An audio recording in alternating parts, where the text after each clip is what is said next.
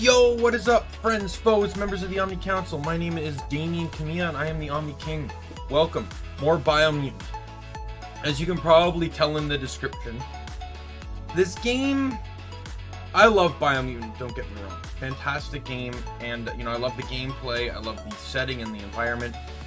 Story, though, it's not really anything.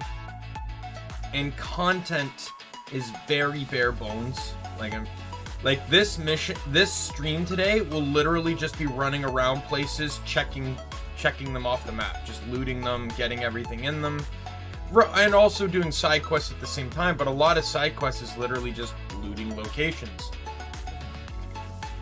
So we'll just have to see for a moment. So it's gonna be a really chill stream for sure. But I like it, especially after playing Kingdoms of Amalur, which was in many ways a very high-packed, organized stream. Especially in those early streams.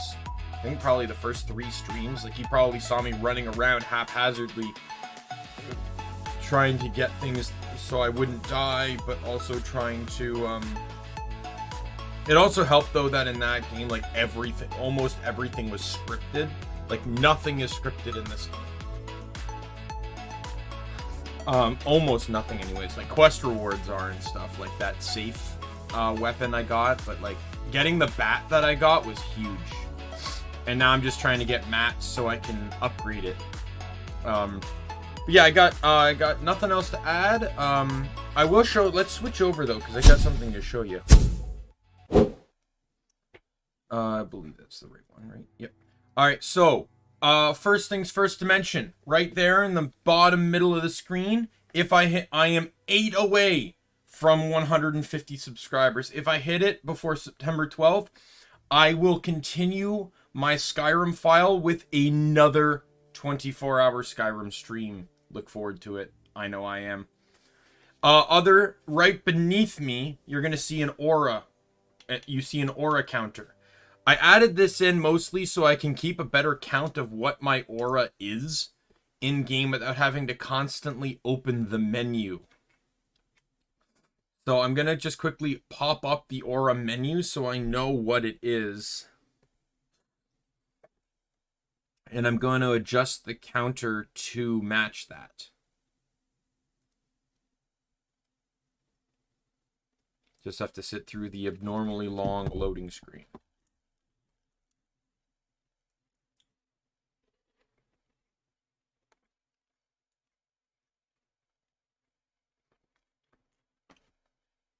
To be perfectly honest, though, I say the game doesn't have a lot to generally a lot of quests and stuff. It's mostly exploration, but it's a post-apocalyptic world. Right? To me, it makes sense that there's not going to be a whole lot of questing. Right? Anyways, let me just go to aura. Right, so I have... Oh. I forgot about that.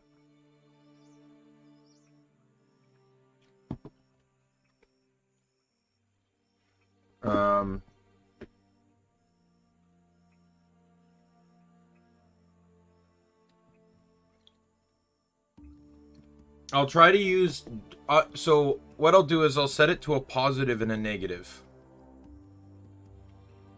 Oh, come on.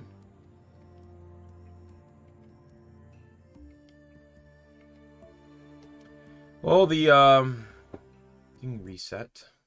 Oh, well. Did not want to do that. I did not want to do that. I'll just keep the number. So light will be a positive and dark will be negative. So I just need to get to 20. 20 is where I stand right now. Let me just look up aura in Biomutant just to remember. See if it tells me out the range kind of thing.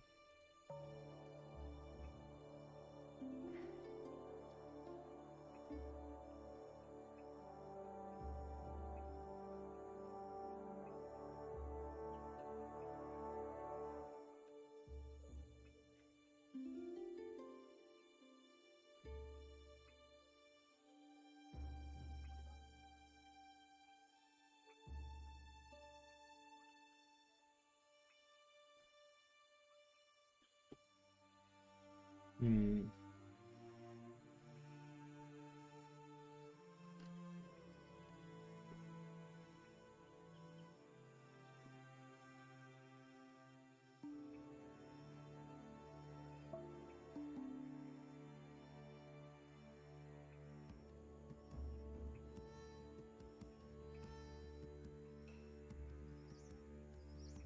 Just trying to see the numbers. Like, I know maximum light is 25 higher than dark.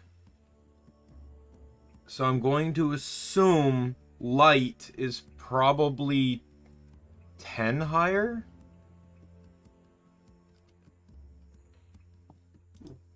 I'll probably end up forgetting about the counter anyways. Let's be fair.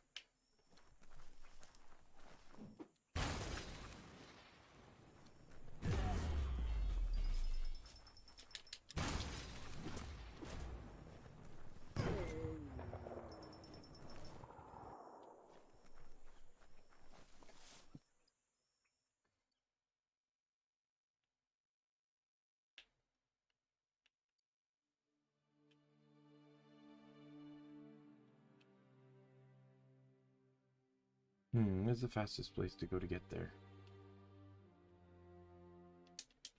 I guess this one here.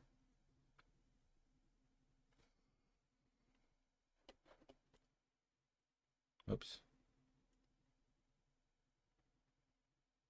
Oh, come on. What did I do?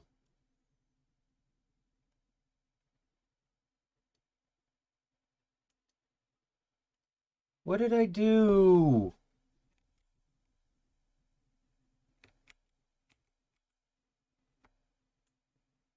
Oh my god.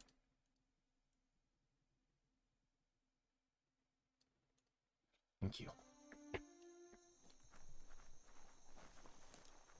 I'm not used to adding too much to OBS anymore, so...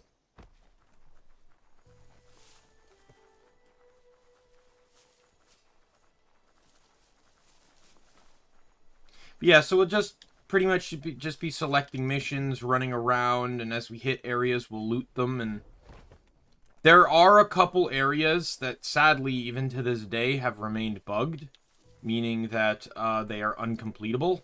Thankfully, there's no achievement tied to that. Speaking of achievements, after I get this run board, I have a couple I need to make some progress on.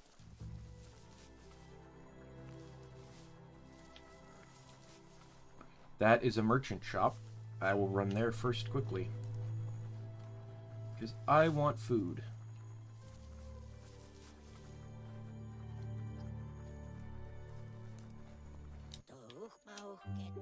Offers you.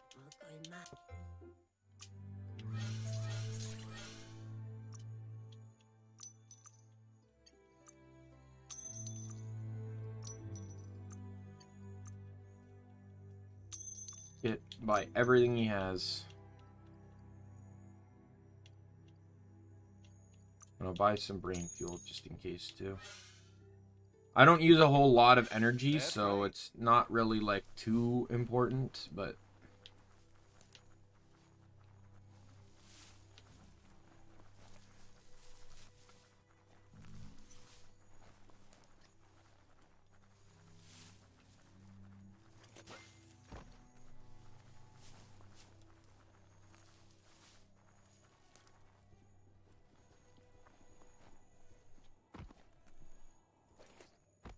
it directed me. I knew this was going to happen. The moment I did the run board, and then the guy gave me the quest to do the run board again, he was going to send me to the run board I already had. Nowadays, everything seems to be full. You don't have no bucket. Toyota. They can't What's reach it for? Will it dilute you? Claims it signals the end of days. Oh, this thing. I know what this quest is. You dal it. And if you see their mother, please send her home. They miss her.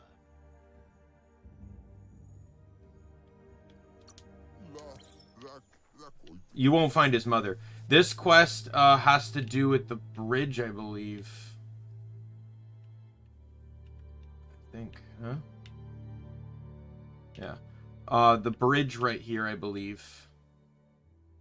I'm thinking, because There's a quest where you have to light all the beacons on the bridge, on the dam bridge.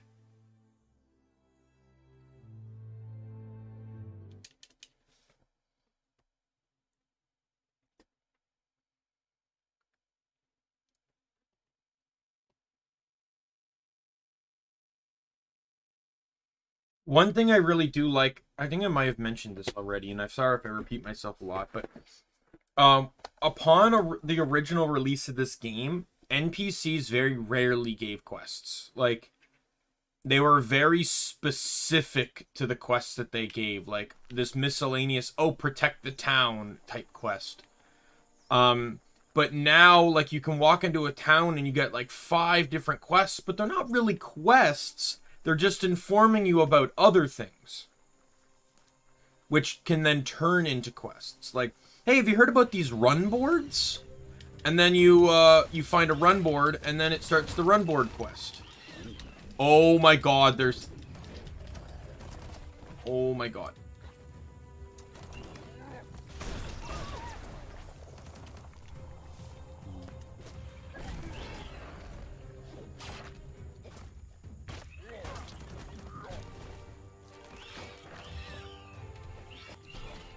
I'm not a fan of this. Let's leave.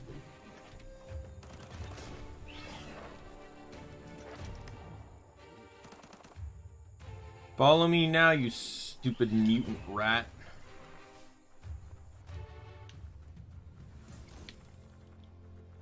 If there was one of them, I would have fought it, but 2 of them is a bit out of my pay grade here.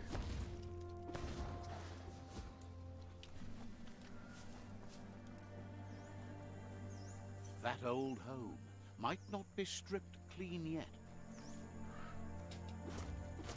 Oh. Says that Sorry for hitting you, my dude. I just see a guy carrying a gun in a ruined town, and I immediately think it's an enemy. just put one foot in front of the other. And soon you'll be walking out the door. You That's a good run song. like the wind.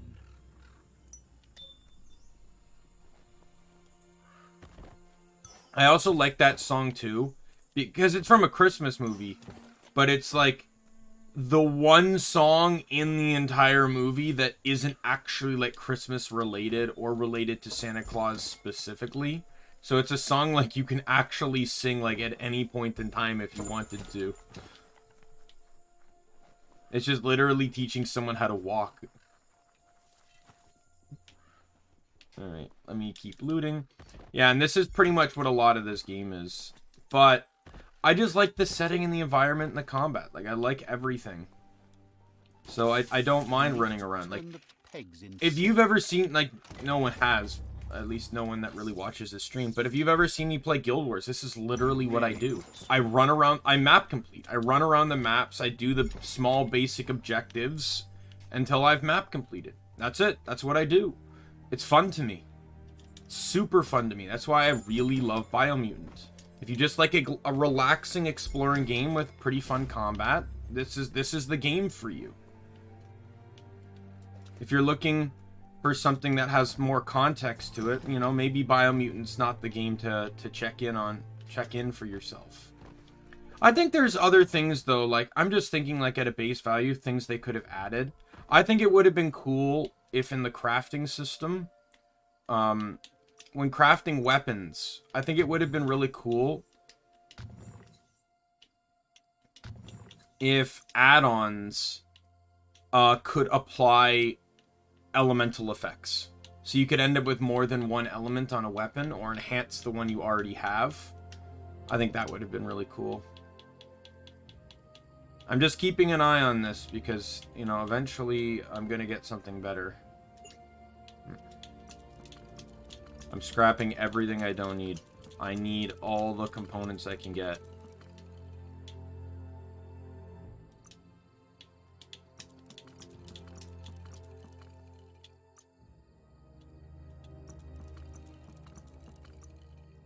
Oops.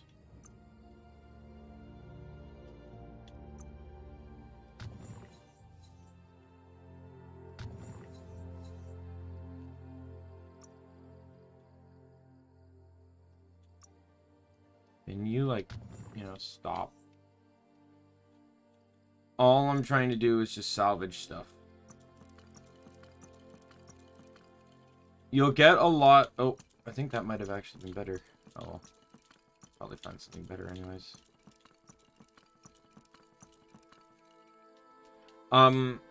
Once I start tackling the large vaults, I'll have a lot more of an easier time. Because I can salvage, I can take components off of the, like, legendary weapons and stuff. Alright, where's the last run board?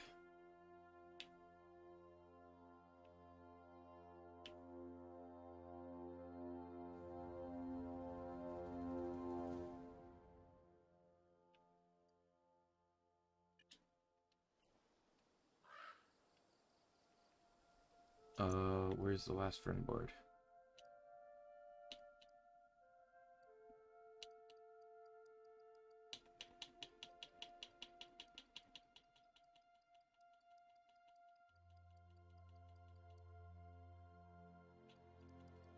Oh, that's dialogue, sorry.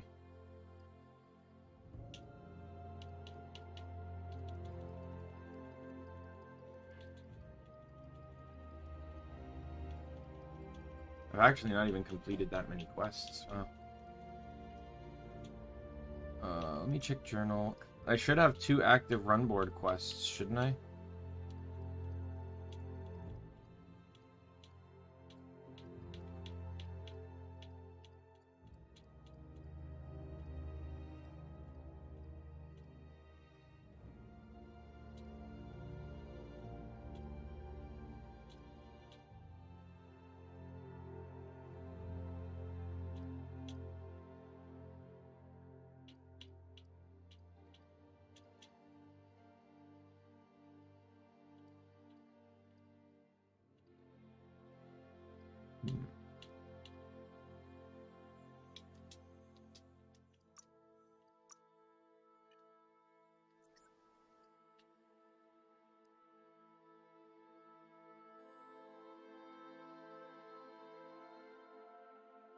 I don't know where the last run board is. It's not showing.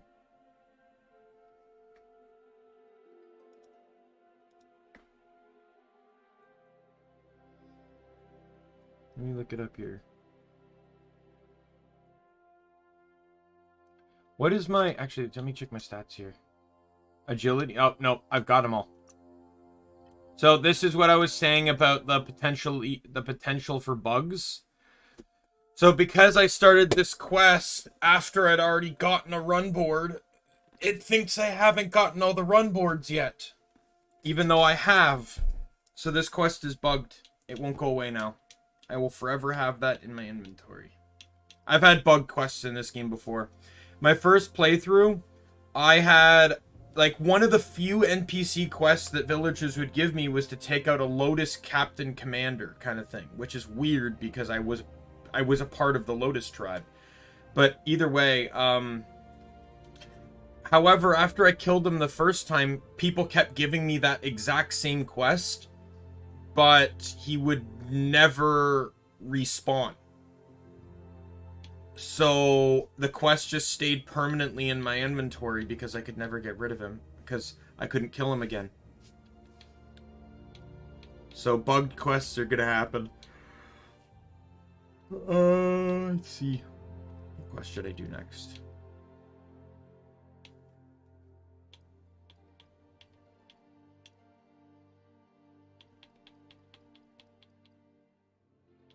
Where's the wake up call one? Do this one for the dude. And then let me just quickly. I want to do. Where's Gulp?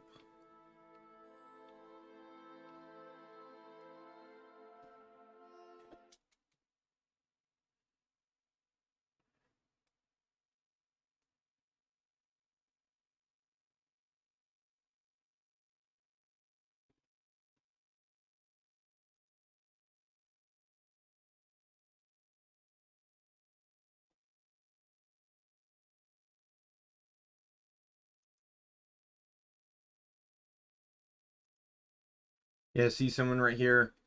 Posted a year ago. Anything involving the Lotus Captain you should wait on. There are multiple quests asking you to defeat him. Surely, as you've noticed, nothing is repeatable thus far, so you can only do this once.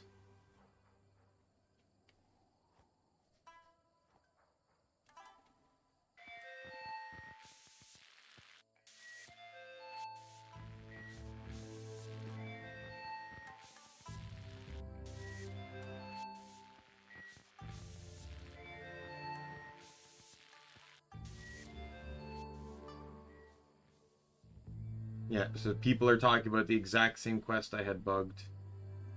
And then I already know, I believe it's this town right here.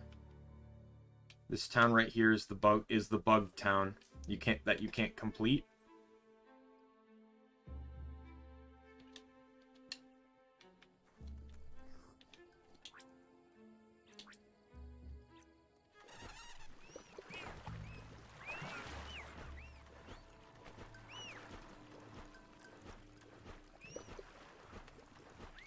I'm gonna just quickly also use me.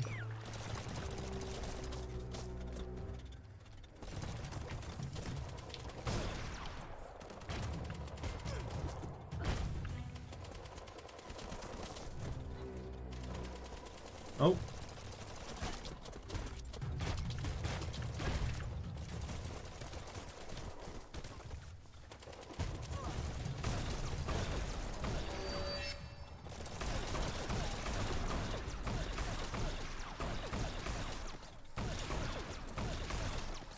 Oh, I love having a weapon with precision. Like, I honestly, literally in this game, I do not care what ranged weapon I get. Like, I normally just run the claw, and that was my intention for this game. But my last playthrough, I realized that precision was a thing, and I had it on a shotgun, actually, which made it super dangerous. But I don't really care what weapon it's on. I just want to have it, because then I don't feel like my shots are being wasted. By the Myriad tribe. Because the big problem I always had was it always felt like my shots weren't hitting anything. Like, it was literally spray and pray with like a 40% accuracy. Let's see.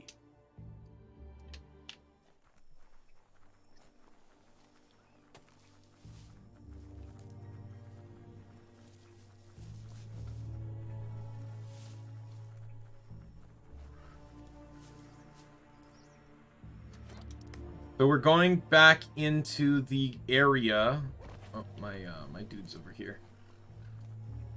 Into the area we went into for Gulp, because there's those... Oh. Here, get back here, get back here, get back here. Gotcha. As I mentioned, I do plan to perfect this game, just like MLR. Oh man, you have no... Like, that was so super satisfying to not only have beaten the game on very hard, but to have also perfected it at the same time. But I do plan to perfect this game too, because it's actually not that hard to perfect. There's just a few things you can't do all at once. Catching birds is one of them, which is why I'm so persistent in hunting down the birds. The other is actually these ducks. I have to fight this guy again? Are you kidding me? Die, you piece of crap.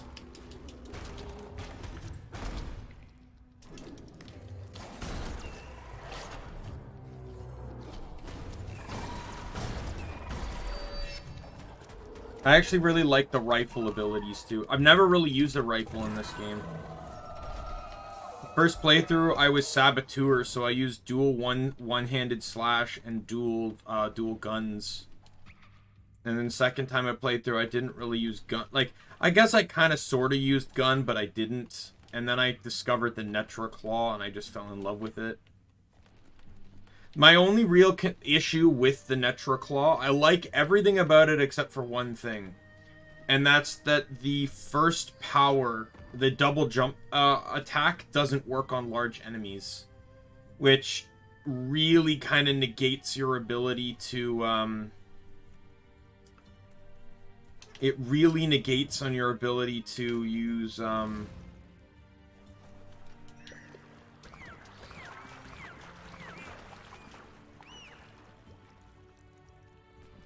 to, like, get Super Wong Fu.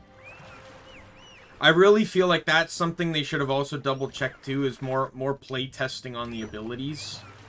So that they should be functional and activate on every enemy type and not just most of them. Because if it's a small enemy, everything's good and golden. But the large enemies, which in most cases, let's be fair here, every fight contains at least one large enemy. Like, that's the truth. Alright, now we're gonna go... I'm on a mount, so I gotta get off. Can't fast travel on a mount. Alright, now we're gonna go to here. Which is good anyways, because I need to go do that quest, but... Let me check my achievements here. While the game is loading.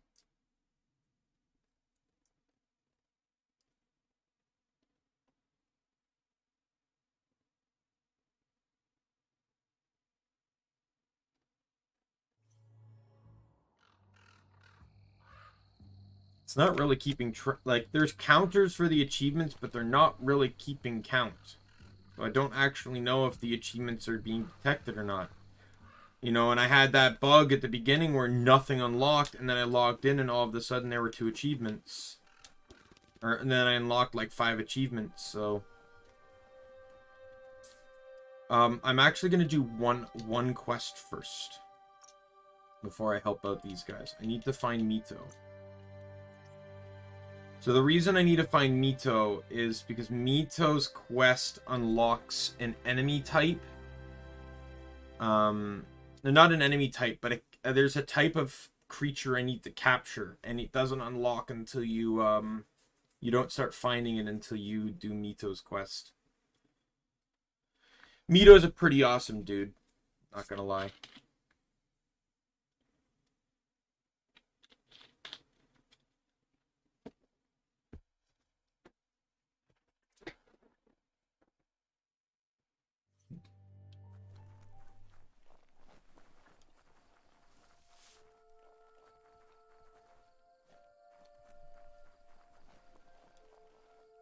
Get a mount out here.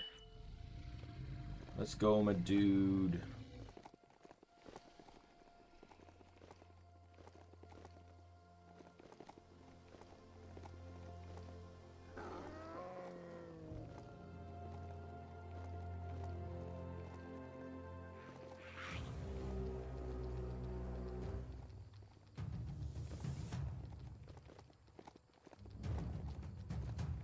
I do get a little confused on the scaling in this game, to be fair. Like, that enemy's level 24? Like, for what reason?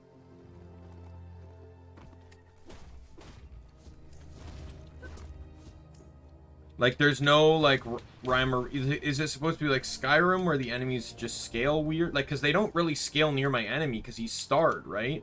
What level am I?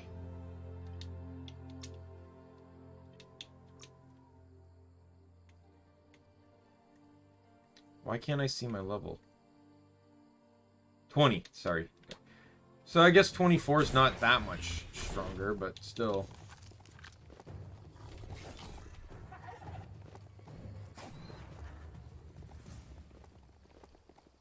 Mito! This place is called Bright Light. Mito lives close by. Mito, my wonderful man. Let me just pee right beside you, sorry. Let's see. Mito! With the world getting darker by the day, there's not much time left to save it. And even though you've just met, he feels you're bound to play a huge part in that. Who are you? Claims to be a simple lamp maker, bringing light into the world as best he can. You found your way through the darkness. You shine like the sun in the sky, but will you use that power to warm the world or burn it. Hopes you see how much good you can do with power like that, and how easy it is to let it drive you mad. No matter where your path takes you, though, it's important to remember where you came from. The past bright lights the present. Wonders if you know how much of an effect you've had upon the world. Your presence changes things like light changes darkness. Did you realize that when choosing where to shine? I like the light. Says he can see that in the way you brighten everything up.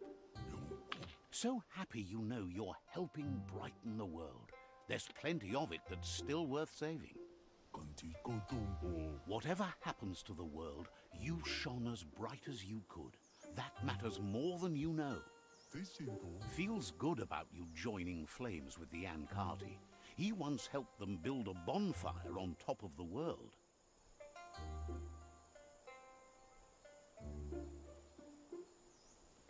Did it really burn there? Says just because the air is thin doesn't mean it's not there. Lamps just gotta burn hotter. Says he can see by the twinkle in your eyes that you're not here to talk about your allies. He assumes you are here to be enlightened. He can't blame you, as everything just feels dark and hopeless these days. There's something about you, like you're knit together. Your fate's connected. What you've said, he feels too. So why not call him Me Too? He senses you're like the dayfly, living every day like it's your last, afraid that when night comes, it might be proved right.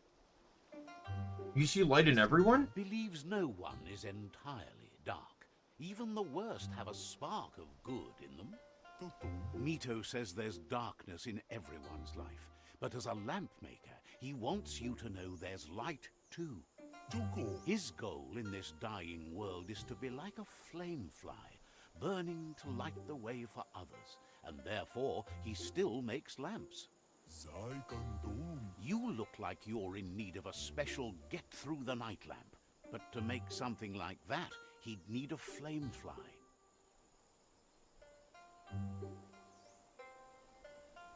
Always happy to help, my dude. Says that's the kind of attitude that spreads light everywhere.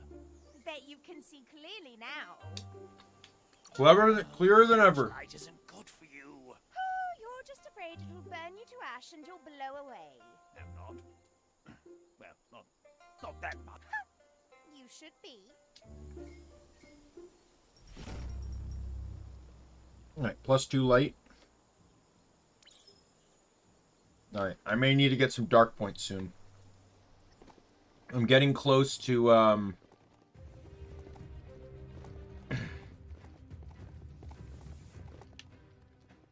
okay, where am I going for this quest? Alright, I'm on the right path. Let me just get this car trunk.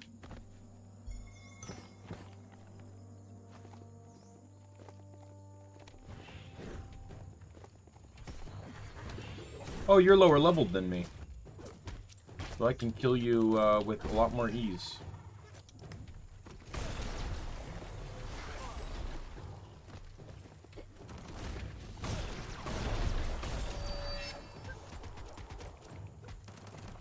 Beating you up! Right. Nothing says fun like beating up on those weaker than you. What's a shot? Psy Shrine. Hi.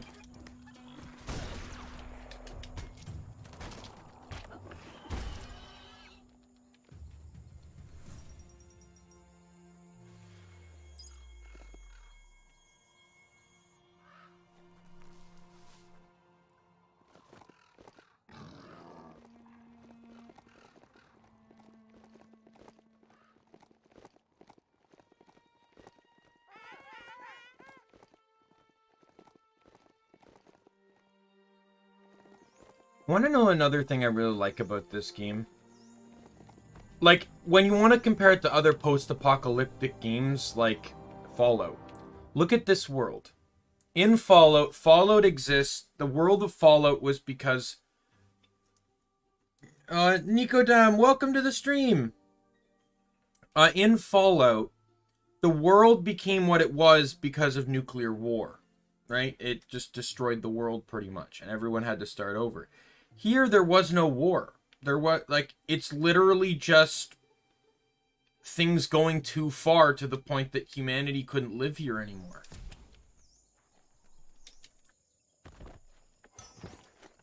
Right? And not only that, but it started mutating the wildlife and all that sort of stuff, which is, you know, what your playable character and all the other creatures in the world. So this would, unlike Fallout, this game was a lot more of a passive sort of, I guess kind of like Wall-E. Wall-E was the same, where the, everything everything got influenced in a more passive manner rather than a more, Blisterboo, known for its perfect temperature and atmosphere. It was just more passive environmental damage than straight up like a nuclear strike or something.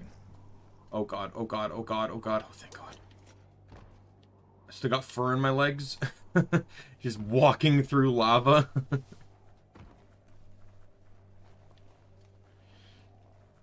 Alright, boss time.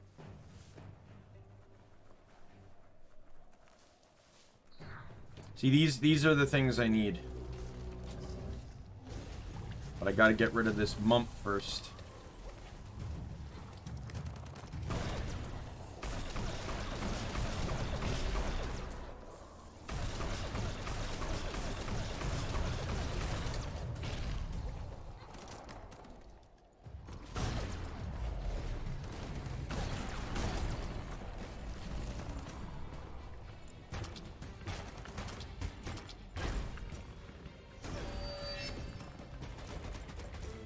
Bonky Mom! Goodbye, sir! I win.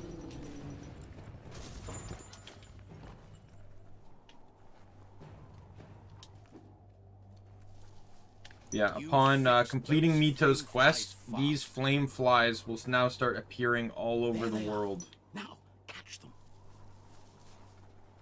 And there's an achievement to catching 20 of them.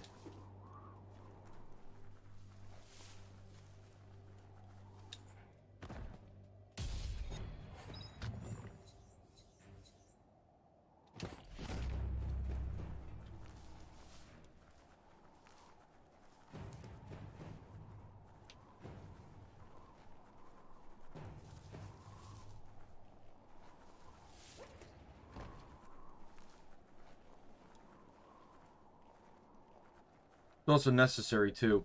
You know, like there's the 4 world eaters, right? And there's 4 people you need to do quests for to defeat the world eaters. If I recall correctly, each of those 4 people require you to talk to another NPC. And in several cases, they're not the only 4, but if those quest givers require you to speak to an NPC,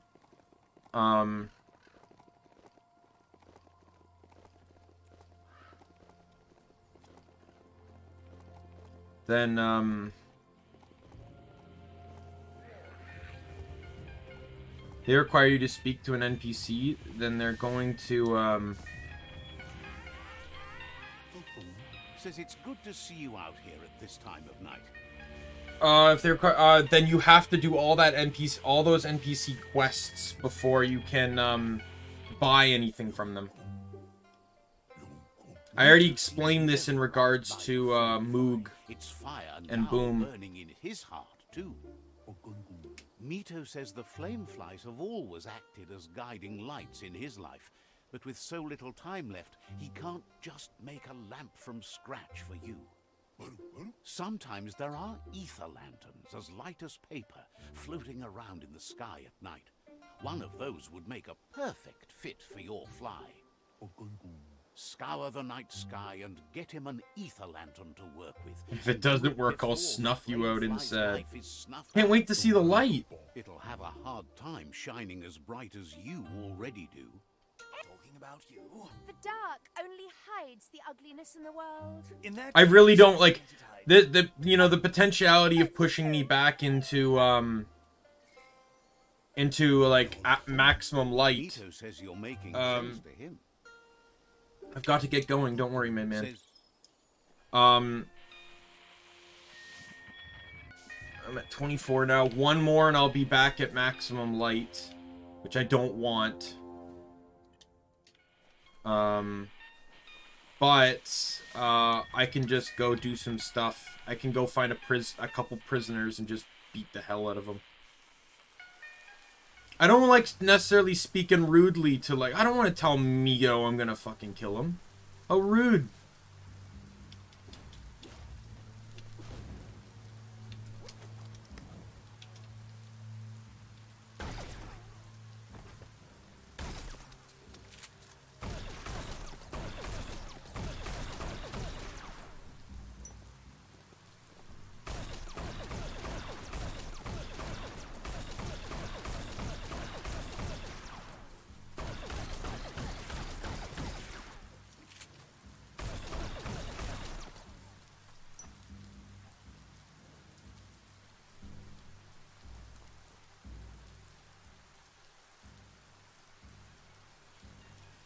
Man, what a ruin some people's fun. Like, I just literally show up and just start shooting down their lanterns.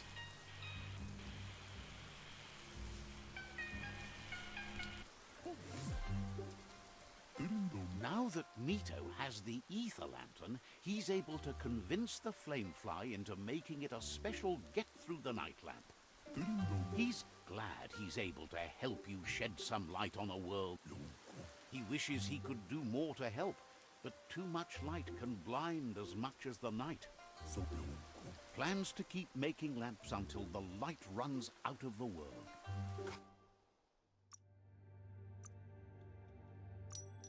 Don't know what I need that for, but I'm gonna buy it. Mito, my man, you got health items? You are a fantastic individual.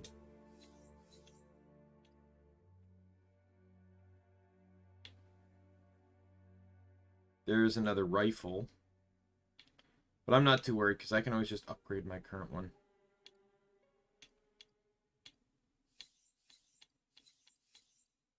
Plus, what was that? Vitality? Yeah. I can get that, though, because, like I said, vitality, agility, and, man,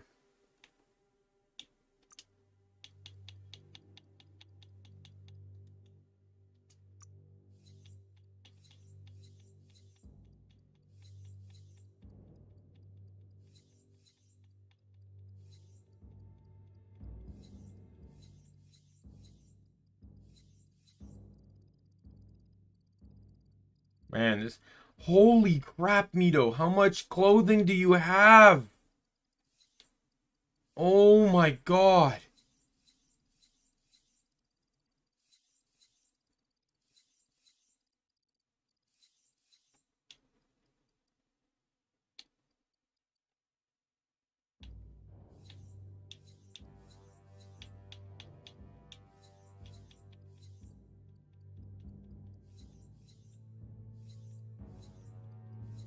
I feel like if I get a lot of money, I can just come back here and literally buy everything off of him.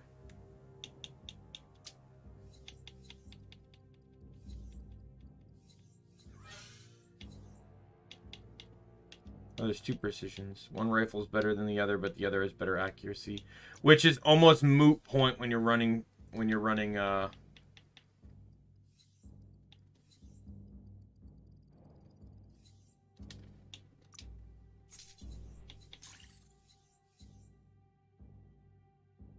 Bonka Bob. They're both overpowered, but they're nowhere near as good as what I have, so.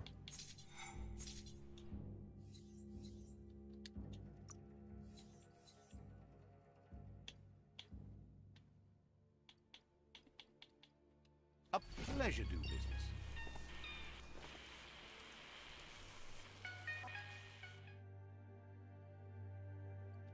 All right.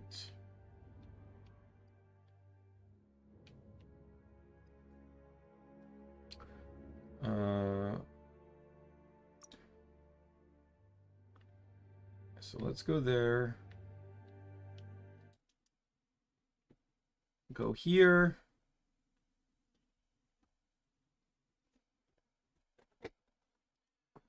So I'll just double check on the birds again, see if they respawn. It sometimes can take like 10 minutes or so for things to respawn. Then I'll go do the quest. Then I'll go check on the ducks.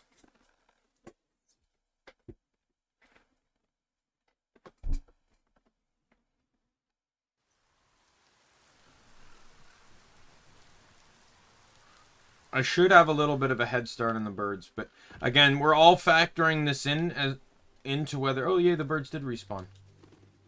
That surely means the ducks did too, so I'll actually go to the ducks next.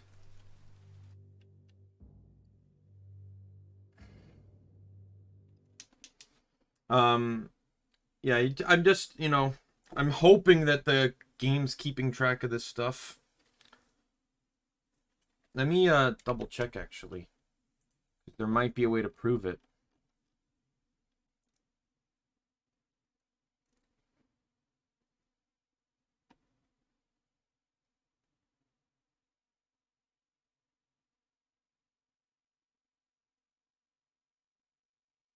Oh, I might not be able to actually get all the achievements.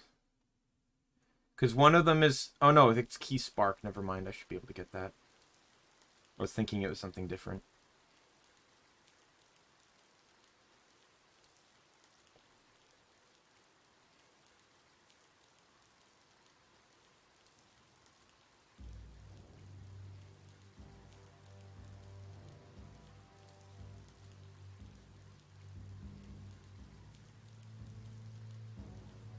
I might have to use a guide to figure things out, but...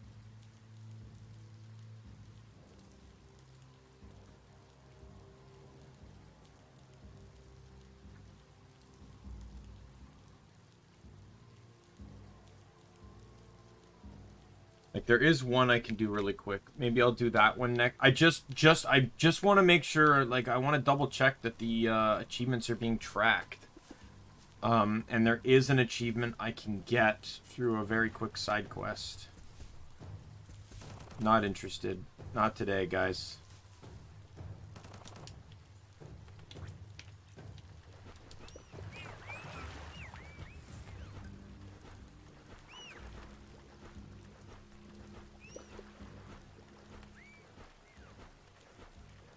I do know there's a Goo Glide achievement where I have to travel through all 3 different surf environments on the Goo Glide, but I have to get the components for it first, which requires like basically just running through like tons of different types of areas to get the wreck crates. I shouldn't have to... Oh no, I guess I have to fight him again.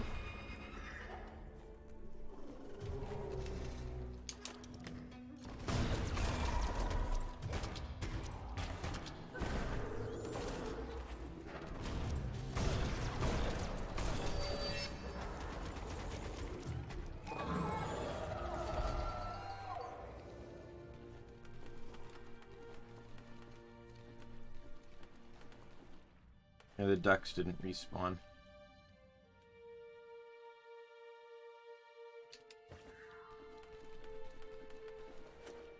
No. Nothing I can do about that.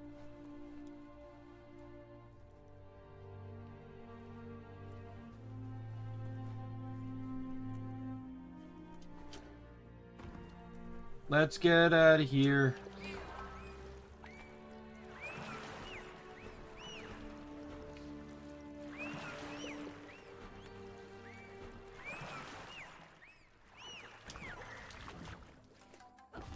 Okay, let's go. There should be a quest to find Nova.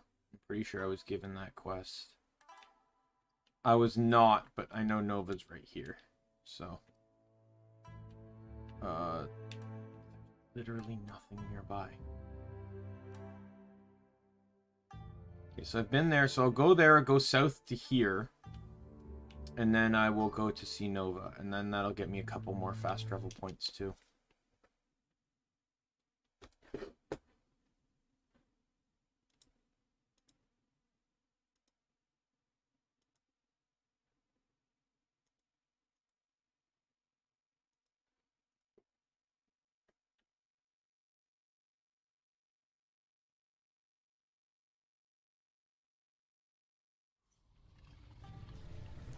We're heading south. Be very careful. I don't want to piss off any Pichu tribe members. Let's go. I will be saving before each World Eater, because each World Eater has a very specific achievement tied to it.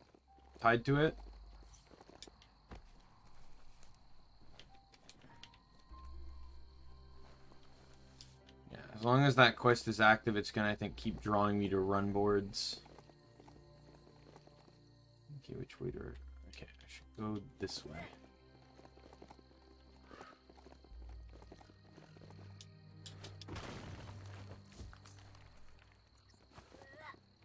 I find it hard to believe that that thing was entirely made out of one plank of wood, but okay.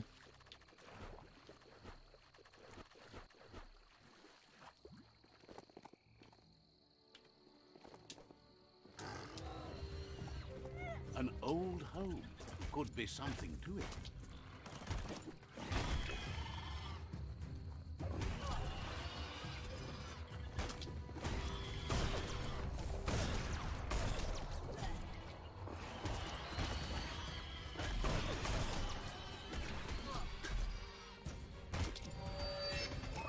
Get out of here. You too. Bonk bonk. Oh.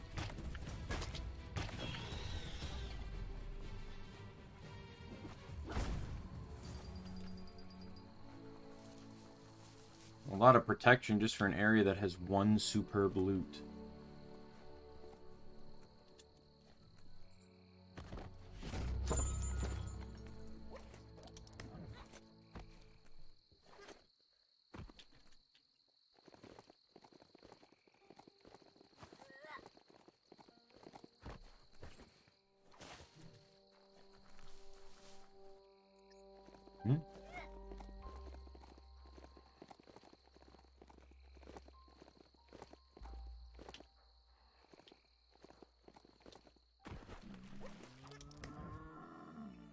Be right back, my dude. I just want to get the shrine over here.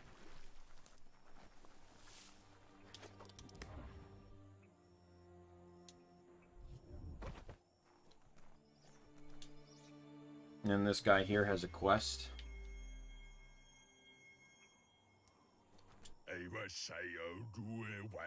Believes the rot at the trunk of the tree. Their pal Juju, though. Who's Juju? This is another side character. I'd like to see Juju's work. Thanks for the tip, my man.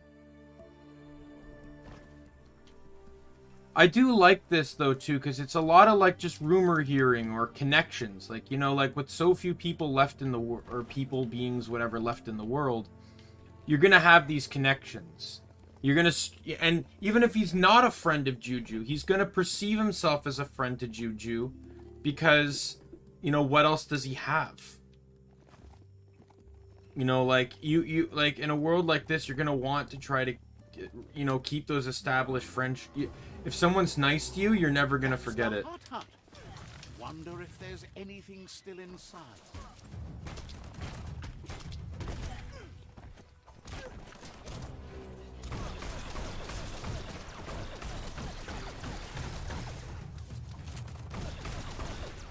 Man, I would really...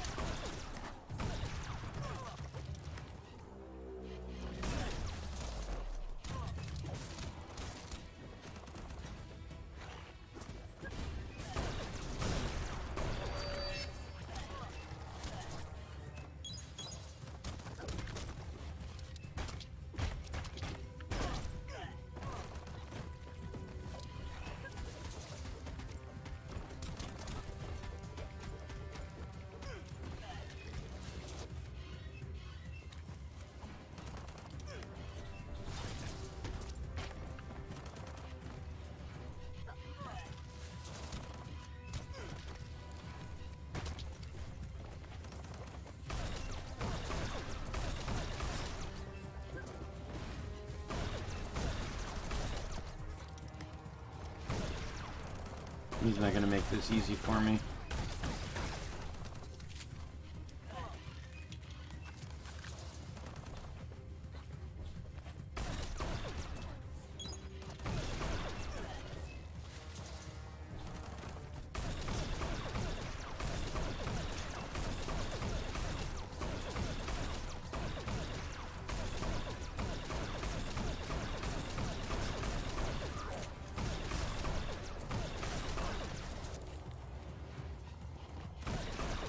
Much as I don't like fighting gun only, you know, you got enemies like this that are just not gonna make it easy for you no matter what you do. I just want to get it over with.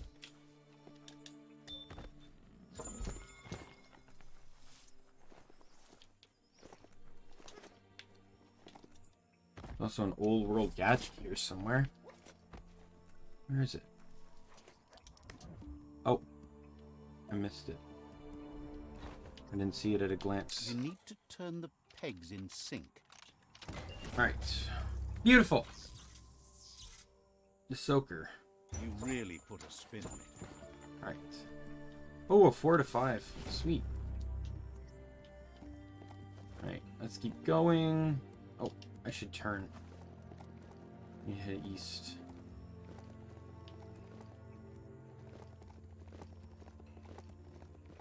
There it is.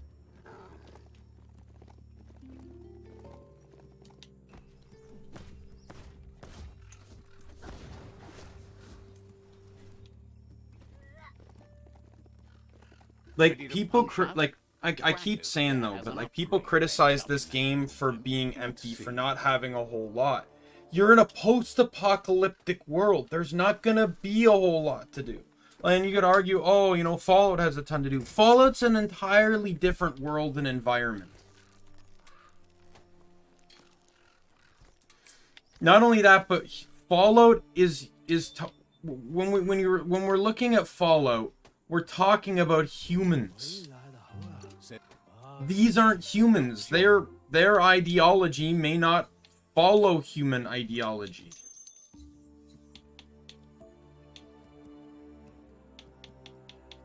Done and done. Right? Some, like, they're all mutations off of animals. Some animals are solitary, some are not. So it makes perfect sense that there's going to be people around. Or some only stay in groups of, you know, a handful. Right?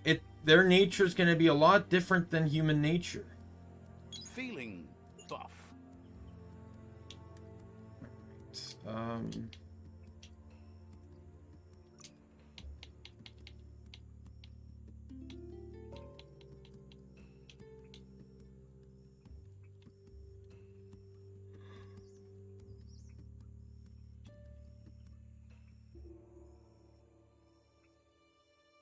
Should really kind of go with gunsmith.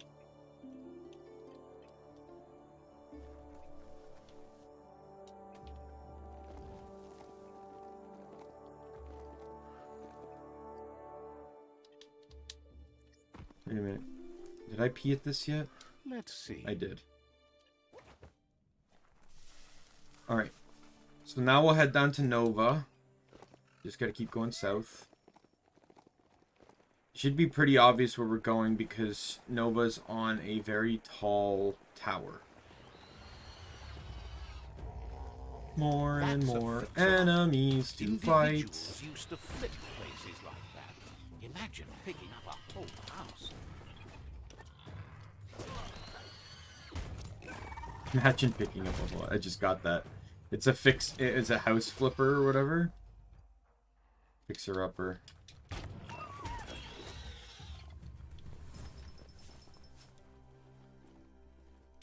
Hey, it's a guitar. Functioners on the machine had a matching adjustment to get the twing twang in tune. The twing twang in tune. That sounds delicious. You're That- full of pluck.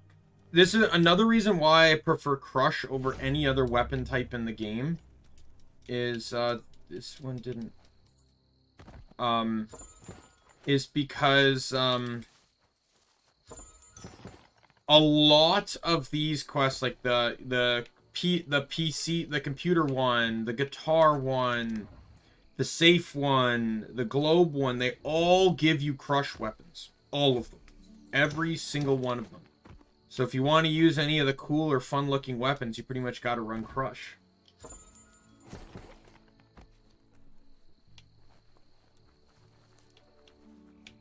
Running one-handed slash, though, is pretty fun, I gotta say. Where's my dude? Oh, there he is. Because it's like some one-handed, because it's the base of the weapon that determines what the weapon is.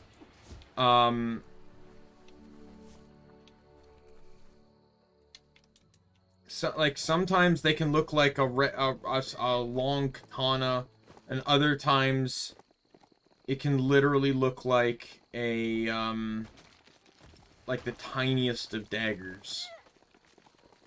Oh, we gotta fight.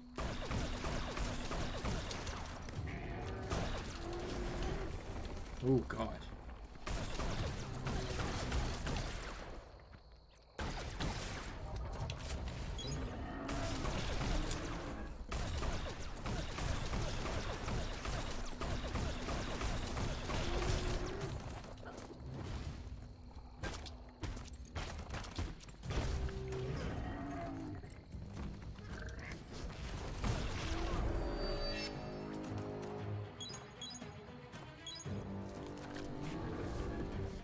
Let's go!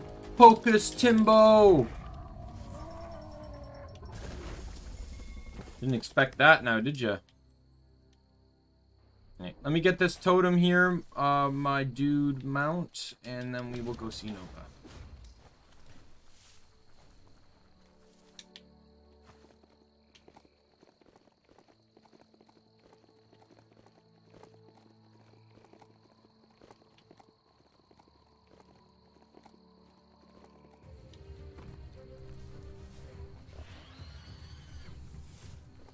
And that immediately got rid of my other mount, by the way.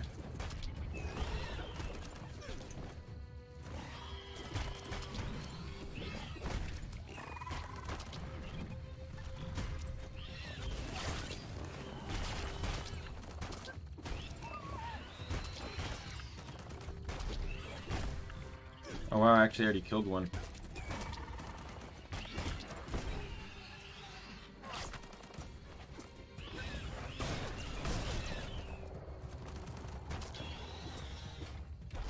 I didn't, in all honesty, that kind of happened so fast, I didn't really know how I survived that. I just got off because I wanted to catch that.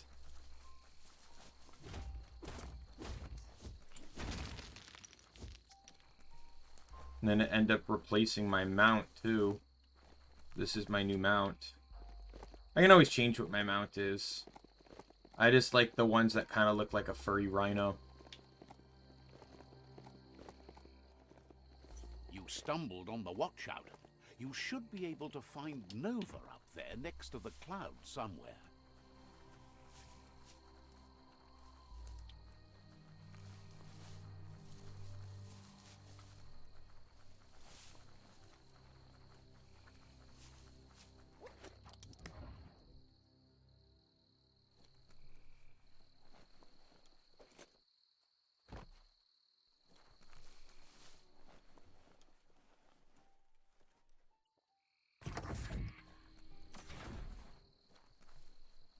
I'm just trying to find the, fast travel. I forget where it is here.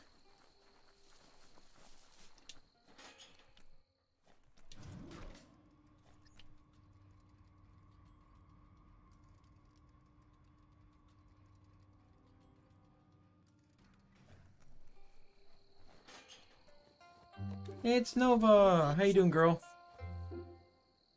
There it is.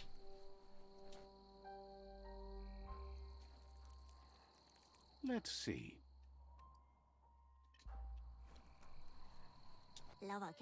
Seems happy to have spotted you. It's hard to peer through the pollution around here, but she spends most of her time squinting at the sky anyhow, looking for twinkles. Twinkles? Says they're lights in the sky that blink on and off. She wonders what you're going to do with all the power you've been building up. Are you going to clear the skies or set them on fire? She thinks you'd like to see the smog clouds part and reveal the twinkles in the sky. Just think how beauty-filled that would be. Nini Malik. When she finds a twinkle, she likes to think it means that we're not so alone. That somewhere out there, even if everything ends here, other worlds might go on. Nova wonders if you've ever looked at the twinkles and wondered if you, like them, move in patterns that never change, locked into that nighttime dance. Or can you break yourself free? We're already free. Loves that you feel that way. She's not so sure about herself. So pity. Figures if the twinkles spin on, the world should spin with them. And so it will. Lupati Patu. Says you always try to make things shine brighter, and she loves that. Likes that you're working with the Ankati. She likes to visit them and watch the sky there. The thin air makes the twinkles look so bright.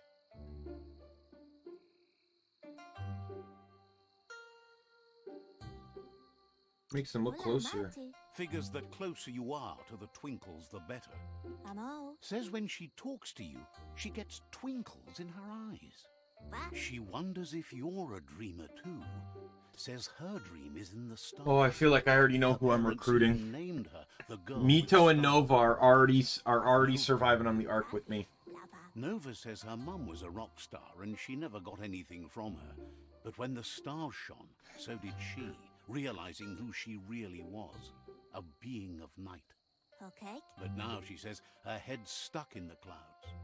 In some places, the pollution's so thick nothing can break through, not even her telescope. That's a rock star. Someone who makes music, but not with rocks. Not what you'd think at all, right? Nova says she spotted a twinkle. She's convinced that a twinkle shard would boost her long eye, so there's a twinkle that broke through the atmosphere. I'd love to see that twinkle. She'll show you. Dark believes before light. Run! Oh, no need to shout. There is when you're running so far away. I'm still here. Not for long if Okay, so that's gonna put me over +2. I'm now in maximum light. So I need to get some dark points.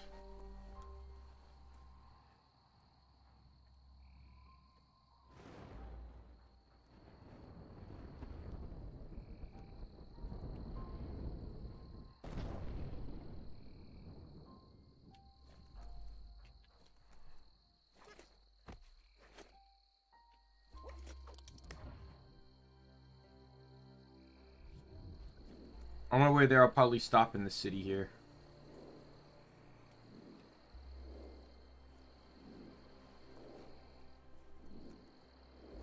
That's a crossway up ahead, like a question waiting for an answer.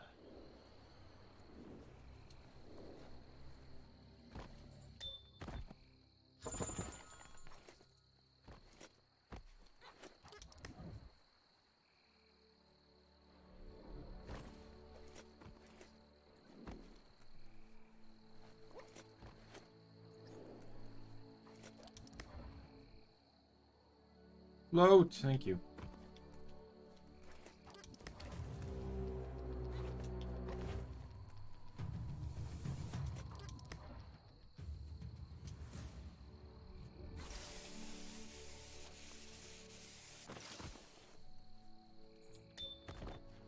Hey Mario Bros, welcome. Good to see ya. Just doing some pretty fancy exploring. I'm also kind of talking about like some aspects of this game that like I like that I saw a lot of people, you know, talking about why they didn't like it. And I don't know. I just really love this game. Is it the most perfect game in the world? No, by no means. Which game really is though, but I just think if people got more into the environment of the game rather than looking at like oh, what am I supposed to do, they'd probably enjoy it more. I need parry more. You're dead. So one thing they said was the world was too empty. Another was there wasn't a lot of quests. but, you know, it's a post-apocalyptic world. Think of it like this. You know, like Fallout is post-apocalyptic? Fallout is post-apocalyptic because of nuclear war. Basically, they launched nukes and it destroyed the world, and people are trying to salvage the pieces. This game isn't from nuclear war. Think of it more like WALL-E, where just humanity pushed the planet so far that they couldn't live on it anymore. Right? The entire world is made up of just the scars of humanity. And this caused massive mutations amongst the planet, which included, when you think about it like that, very few, you're gonna either, when species get infected, they're gonna mutate or they're gonna die. And, when you think of it like that, it makes sense there's not a lot of, it's an empty world. What's left? The game literally sets you on the brink of the end of the world. After what is effectively like environmental destruction by humanity, there's very little creatures left, beings left, right? Nature's basically taken, things back, and there's just very little living things left. The environment is very rough to live in.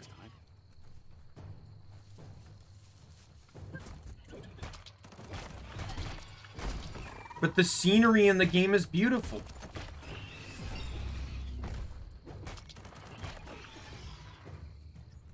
And again, I just wish people would stop looking at the, like, here's a good example. Here's a good thing. I feel like this is one of those games that meta thinking really ruins. People always need to optimize. And once you optimize, sometimes you can, sometimes it's fun, sometimes you destroy the fun.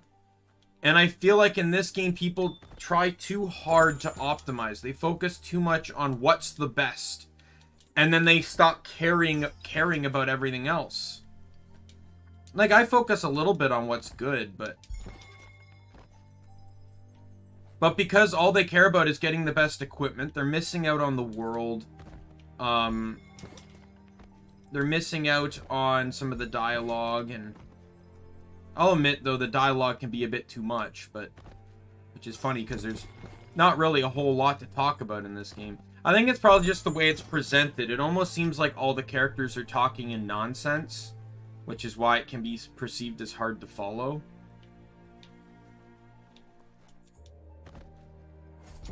And it's one voice actor for the entire game.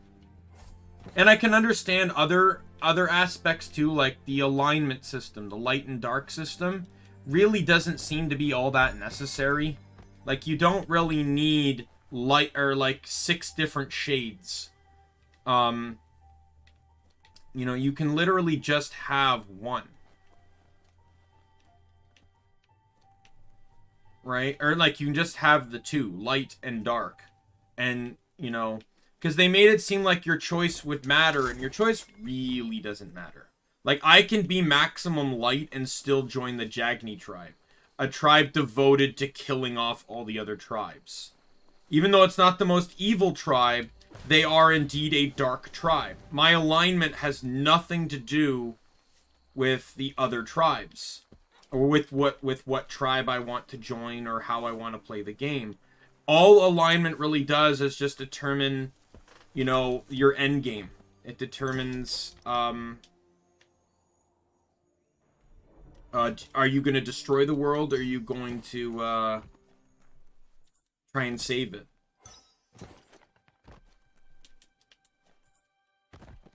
But I do like the idea, though, that some NPCs in the game agree that destroying the world's the better option. To just wipe the slate clean kind of thing. Let the world restart. I like that not everyone, in this type of situation, people are cynical. So I like this idea that not everyone believes, happy-go-lucky that we can save the world. Some people truly believe that just ending the world's the best option.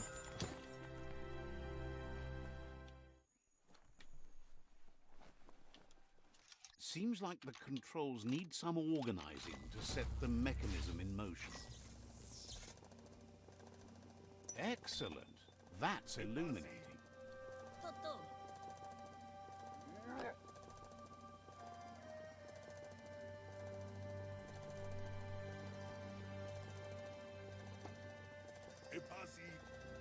Toto.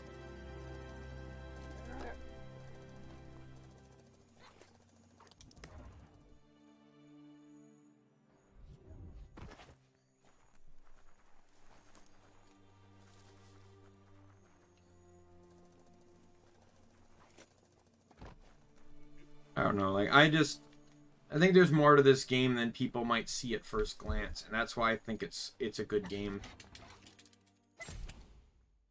Don't get me wrong, it can still, and, like, also give the devs some credit. Like, yeah. It could be something, though, that's different if you're playing it, too, but one thing, too, look at this game, look at its scope, look at how beautiful it is. This was a team of 20 people that made this game.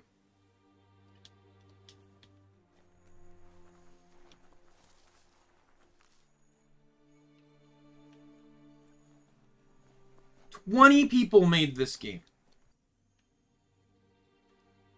I need a resource totem. And then I got everything.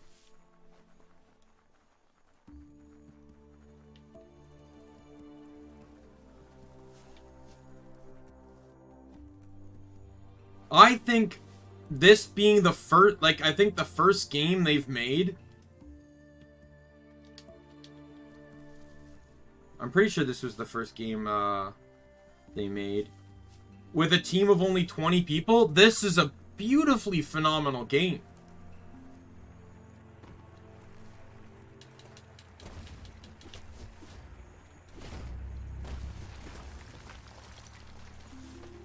Yeah, so I would agree. It looks better than some of them.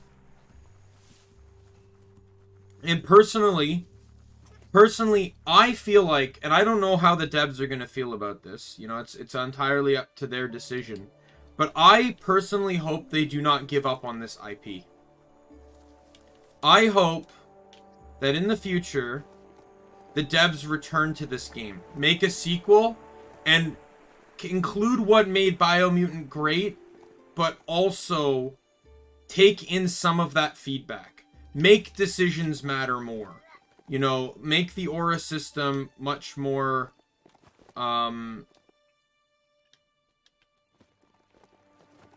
important. Make combat a bit more balanced. You know, maybe include a stat that increases range damage. Make skill, I feel like, make classes feel like they're more unique to each other. I feel like that's a big one too. It's like, for me, it doesn't really feel like it matters what class I pick. A monster snoozing hereabouts. It doesn't really feel like what class I pick. It's not really going to change much. And then New Game Plus just gives me access to everything anyway.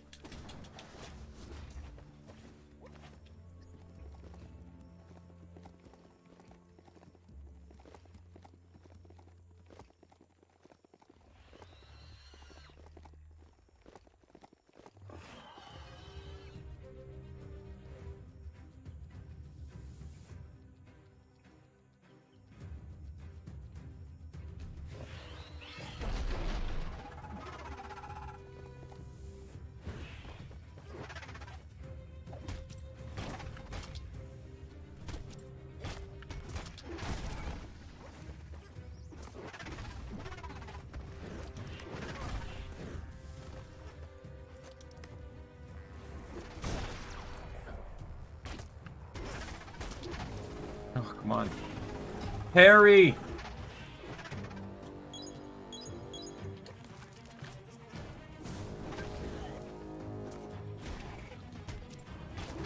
Dead.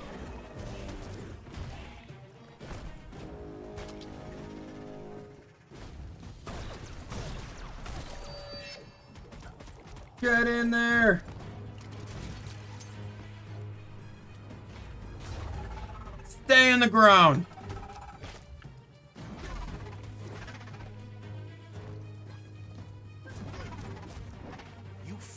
like when this game came out, obviously it had a lot more poor reception on initial release, and the devs did do some massive updates to fix a lot of that stuff, right? But I think there's some things they just can't fix with updates because it would entirely overhaul the game.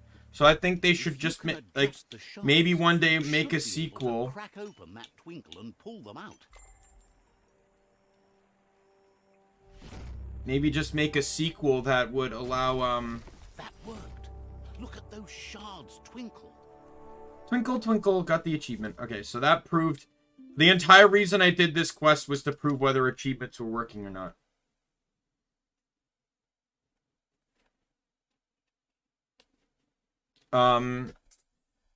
Yeah, you know, I want to like I want to see them fix some of the stuff that could make the game a bit more fun and balanced. But beyond that, like, a lot of complaints from people I hear, like, are just people that are just bored with the game, which is, I guess, fine, but... She says you'll play a bigger role in this than... You should start with putting the twinkle shard in the long eye. She thinks the shard will be able to amplify the long eye so that it's strong enough. Twinkles are amazing. Knew you'd appreciate the beauty of the sky. It puts everything in perspective. Nova says she's like the stars. Watch. On my way.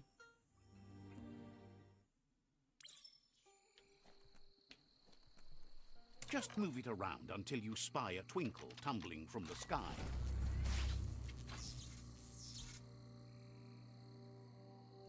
Turn that the right way.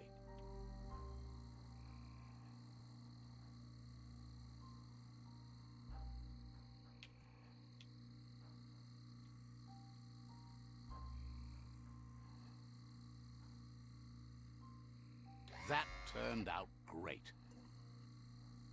Nailed that. Nova knows for sure that amplifying the long eye would have made her father proud. Okay. Nova says she has a stash of peculiar objects from... Okay. She's not interested in any of that junk. It just brings back memories of a world that's gone. You'd be doing her a favor if you took some of it. I use them well. Says she's just glad to have them gone so she can stop tripping over them while she's watching the sky. Nova says you should keep your... Show me what you got. 1 health pack.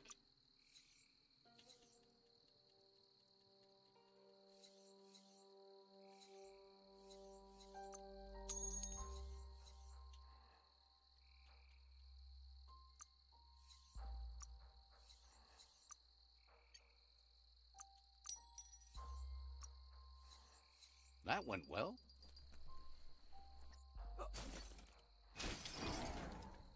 Really stupid thing. That's an astronaut outfit.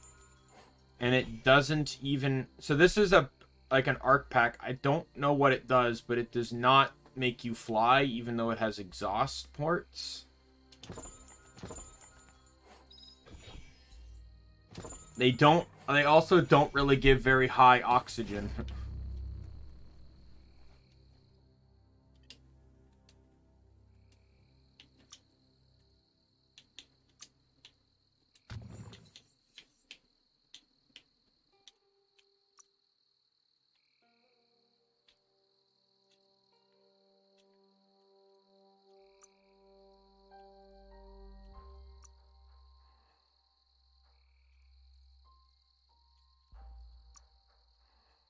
Right.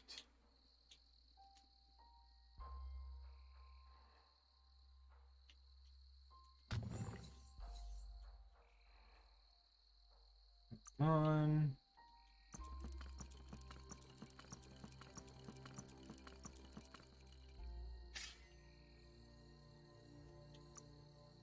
I'm really glad that backing out makes it so nothing gets destroyed.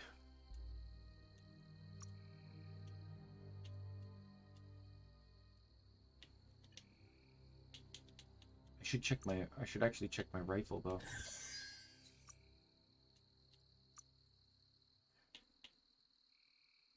Little armor piercing drops, but I'll no. I'll take the higher damage, though. That's the base. I need to keep that.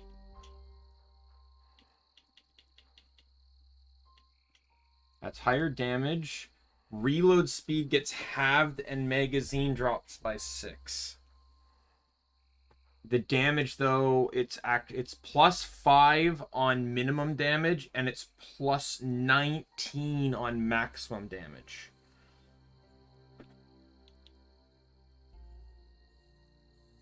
That one also halves reload speed. This one doesn't touch armor piercing. This one halves reload speed, but reduces armor piercing, but doesn't touch magazine size. And that's actually a huge bonus. That's probably the biggest one. Oh, and the crit chance goes up too. I have to do that. Alright. And then muzzle.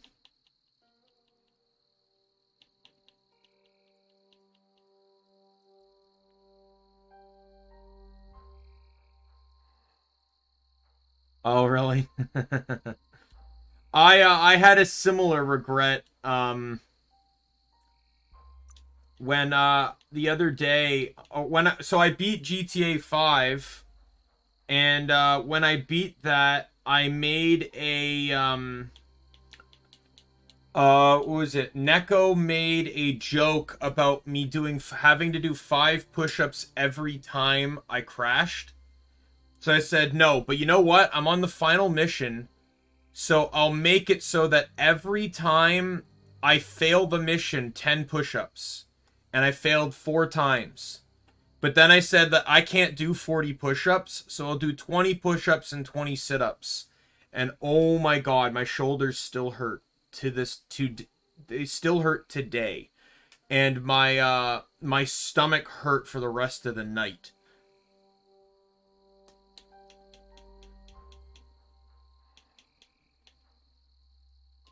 Okay, we'll leave it there.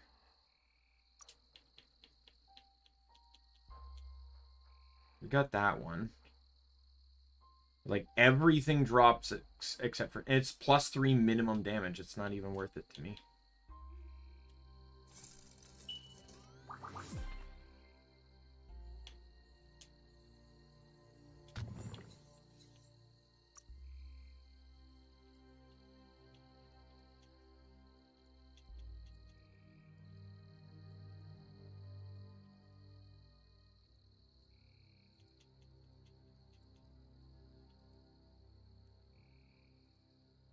Wait, that one actually increases damage and reload speed, but crit chance drops by 8%.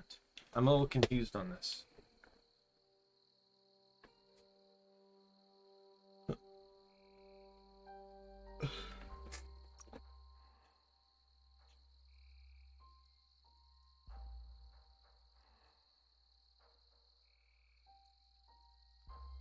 Oh, that's good.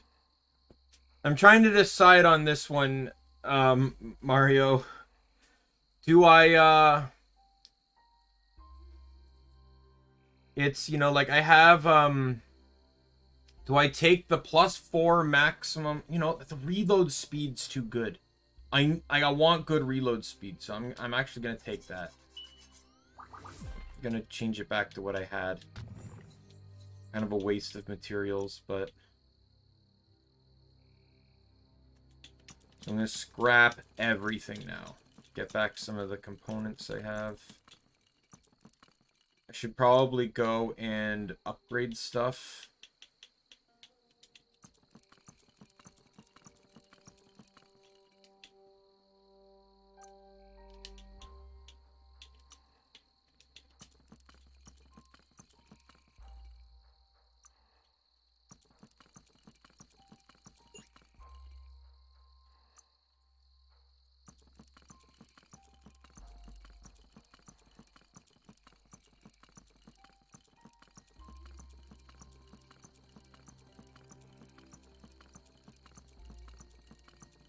Might be wasting some of the salvaging here. Alright, let me go find a upgrade bench, a weapon upgrade bench. I think there's one here.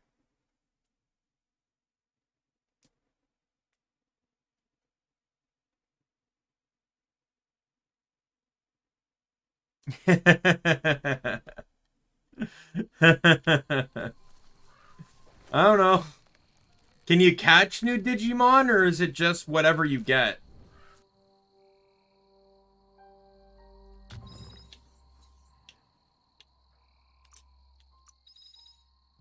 There we go. It's now officially maxed.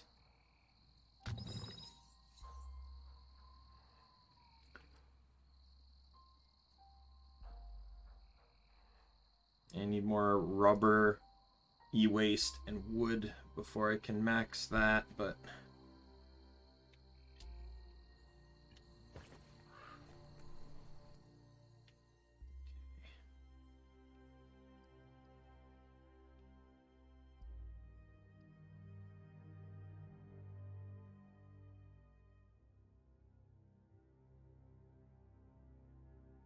You know what? Let's, I know where to go next.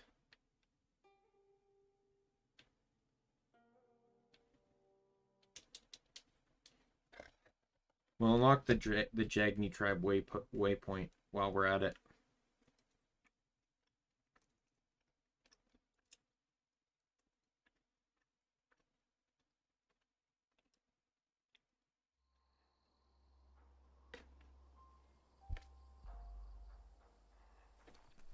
Even though I don't think the areas actually connect, but we'll do it anyway. We'll do this anyways.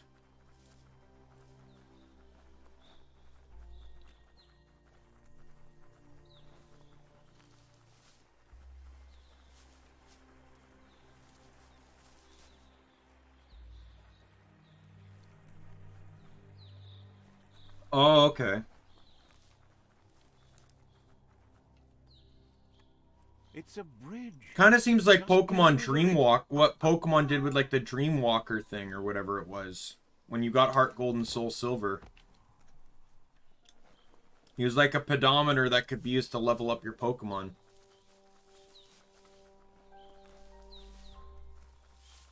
They've destroyed this area, muddied up what used to be muck, as if it wasn't bad enough before the tribe war began.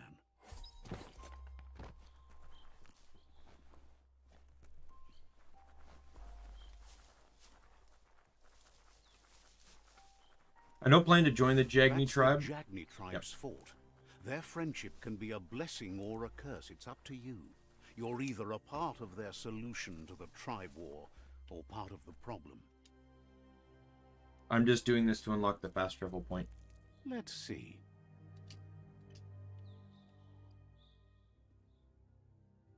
Yeah.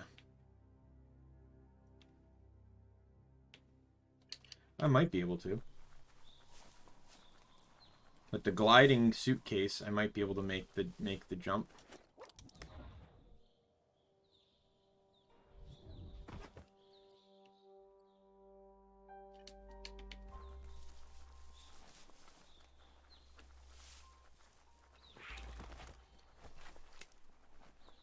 You are not a threat to me. Go away.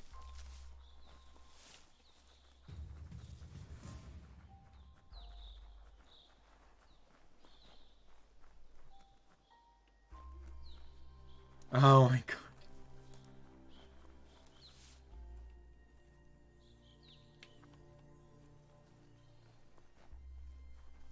That'd be, I'd probably be a bit terrifying, wouldn't it?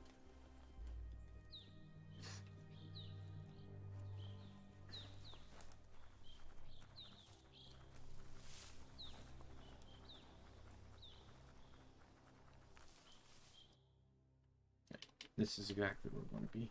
Let me get a mount out here.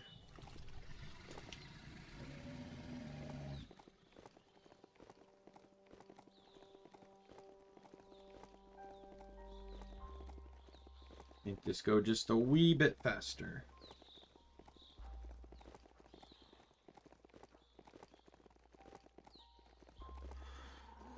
I'm not an enemy, so I won't have to worry about these You've got fights. to hate what the fighting's done to it.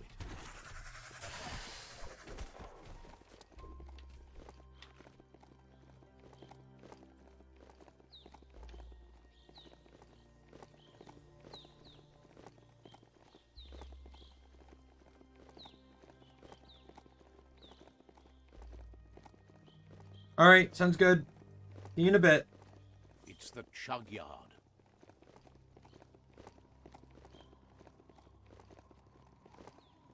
This box once tailed a chugger-chugger. Now it's just off track. Tribes always scavenging for scrap, and the yard has plenty to go around. But they should have stuck to booty instead of playing around with sprockets. Wait, are these Enkadi? Why am I fighting Enkadi? Are they rogue Enkadi? I'm a part of your tribe, guys.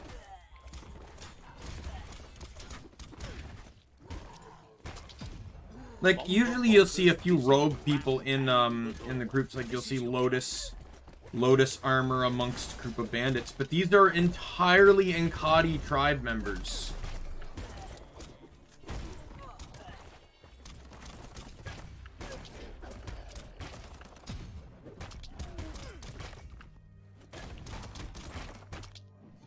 Die! Oh god, that last attack.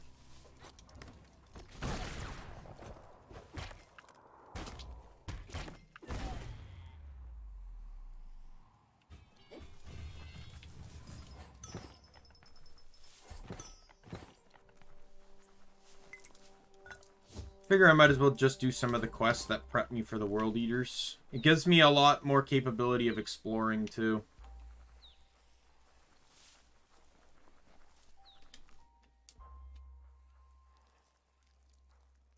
Let's see. I get to go talk to Gizmo.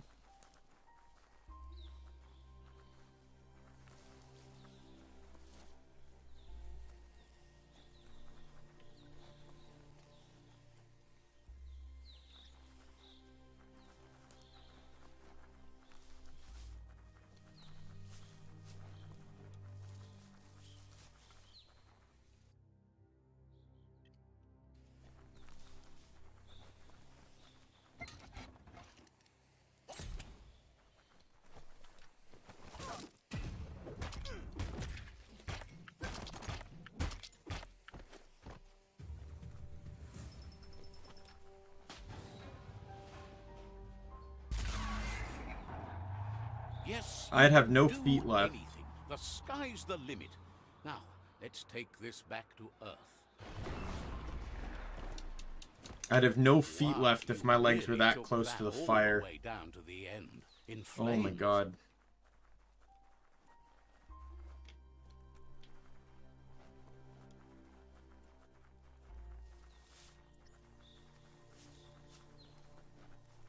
Is that a totem or something that's on the other side of this wall?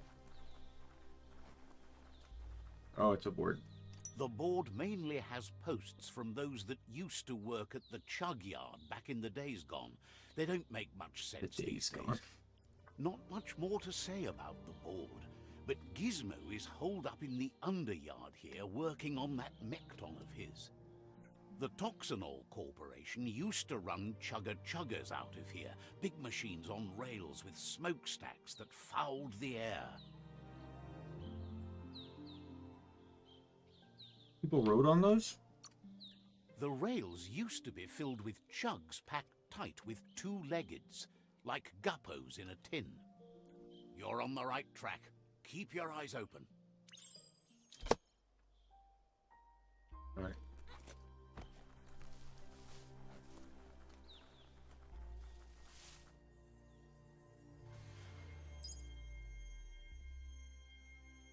Because I think the world's so big, I think they could literally do this game in different areas in the world. And they all are just synced. So it's like every region in the world believes the world is ending. And it just coincidentally all ends at the same time. But like, this region, like outside of this region is the Great Wall. But beyond that, I feel like, you know, there could be another region. And because they're so isolated within these areas, they don't know that they're, you know, they don't know much about the regions out there. Your character was quite clearly out there at some point.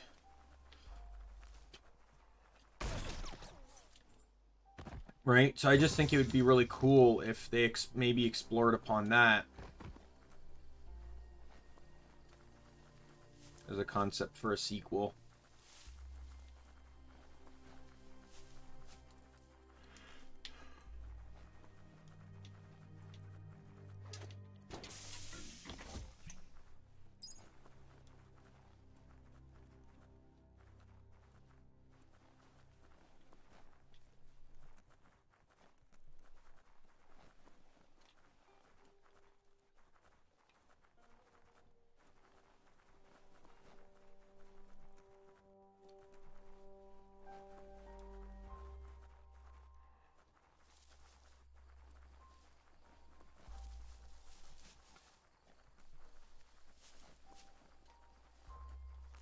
Trying to find the tracks.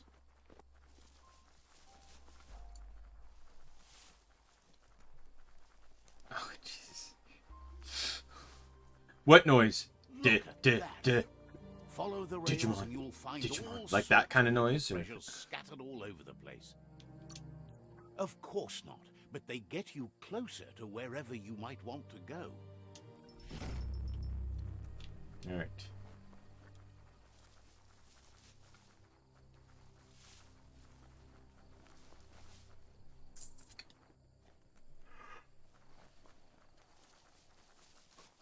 Alright, let's go see Gizmo.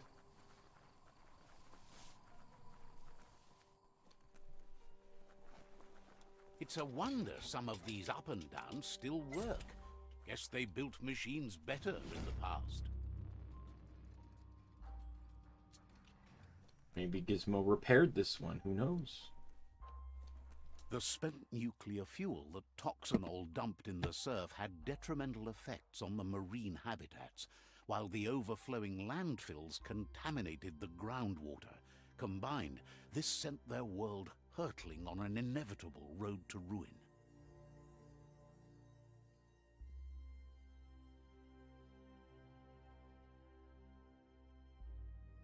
Yeah. You would choose to ignore your ignore being a Digidestin if Guilmon wasn't your partner?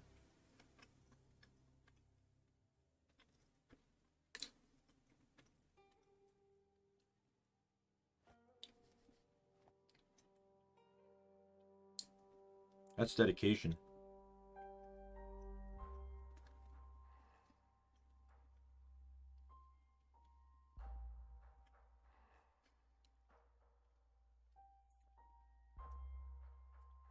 But what if it's some like brand new Digimon? Digimon that no one's ever had before or seen before?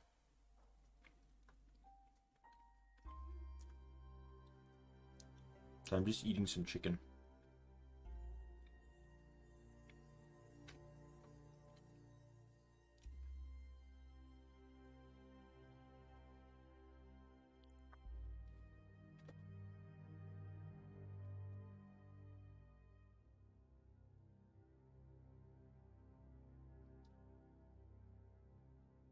Fair enough.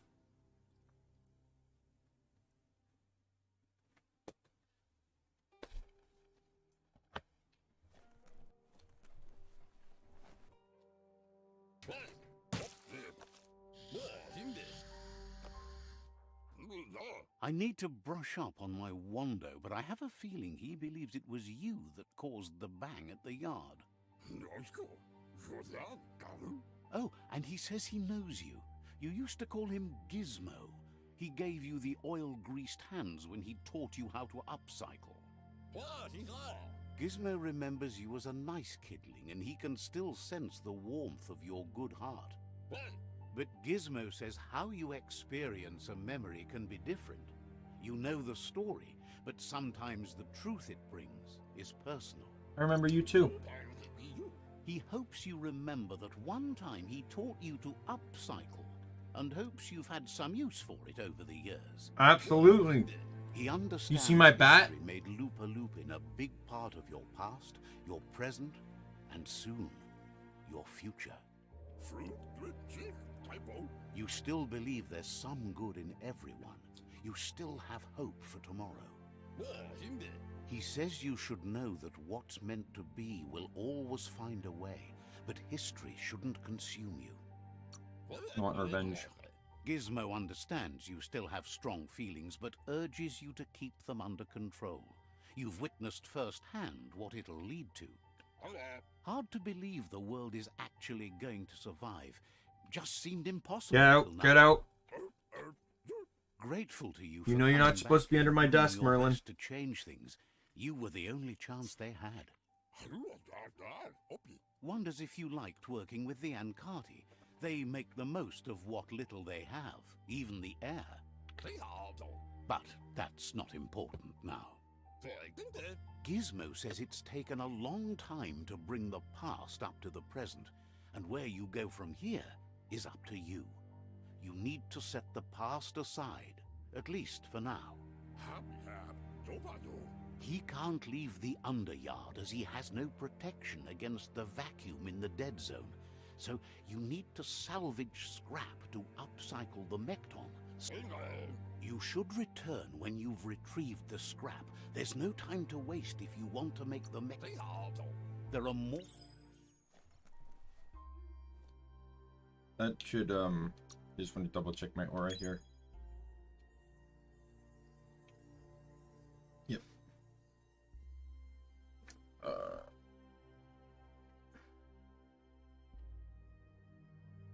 There we go.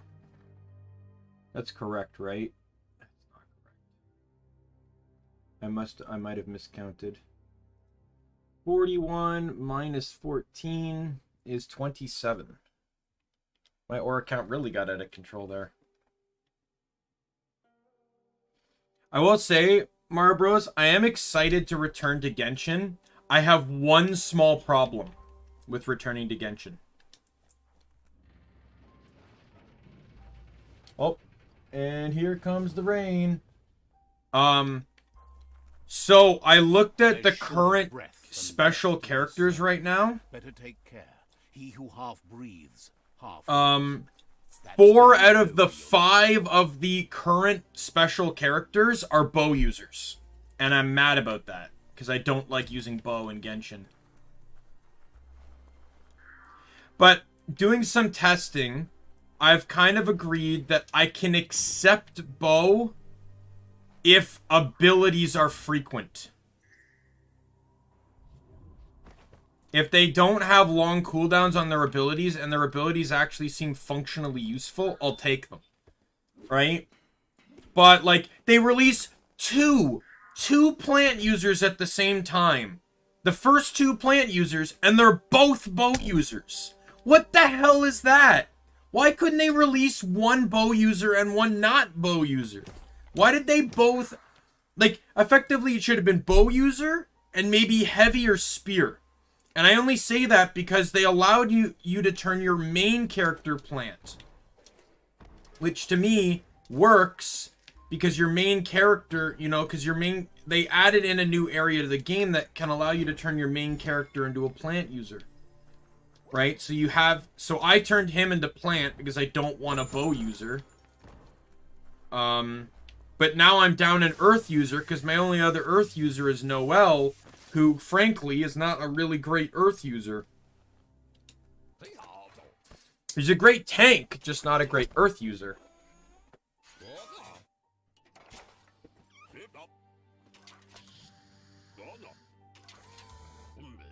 He says that's enough to get the Mekton functional. You'll have an engine, a fuel soaker, a gun, and a gathering net, but no armor, nor enough oxygen supply. Oh, okay. So you got black? I'm surprised you didn't go Greymon. It could. I plan to title it very specifically.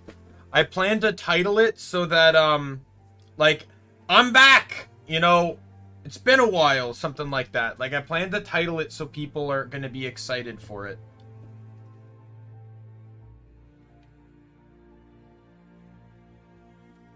But I am going to be specifically setting new Genshin-specific rules.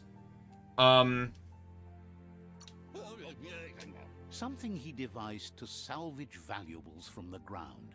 There are usually spots hidden beneath. He's been working. The best...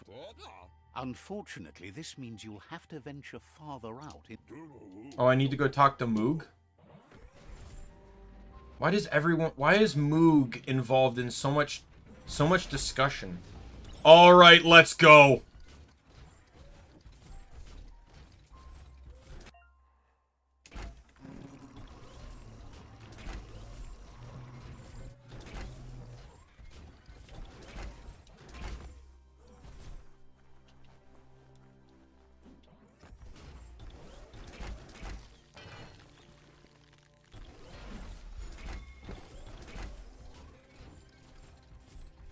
But yeah, I'm gonna have some Genshin specific rules and a pinned comment referring to them. Because I really don't want, like, I want to enjoy the game. And I'm not gonna enjoy the game with people telling me what to do.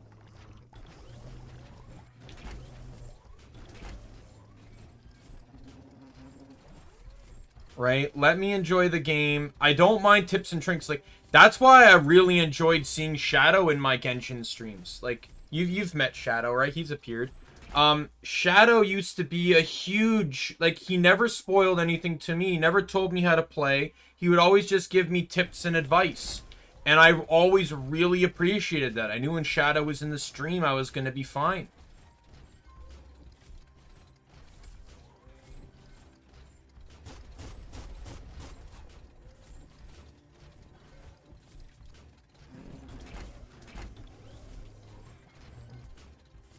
Moog.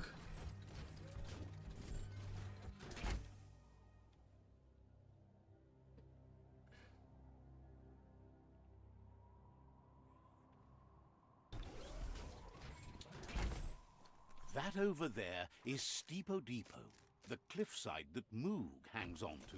I wouldn't mind getting the new Geo user, though. He's like a spear user. So this guy is an absolute Dark Aligned character. Because he doesn't care if the world burns, he just wants to hunt. To see you out here. How do you know me? Says a monster hunter hears many things on the wind. Moog says that all your power doesn't do you a bit of good if you're not willing to pull the trigger when the time comes. Choosing what to kill and what to spare are the most important decisions you might have. It's hard to make those life or death decisions for others, but someone's got to do it. You pick who lives? When it comes... Says it's wild that the world seems to be coming back, but he supposes that means more... Like, I guess his alignment... He doesn't really have an alignment. I think it's the best way to do it. He's very... He just wants to hunt with the Ankati. Doesn't understand how they can see anything through those masks. He just wants to hunt things. That's all he wants to do. So he doesn't really have an alignment, but he leans more towards the dark alignment. They seem fine. Thinks you're wrong about that. They never see him coming. But enough of that, right?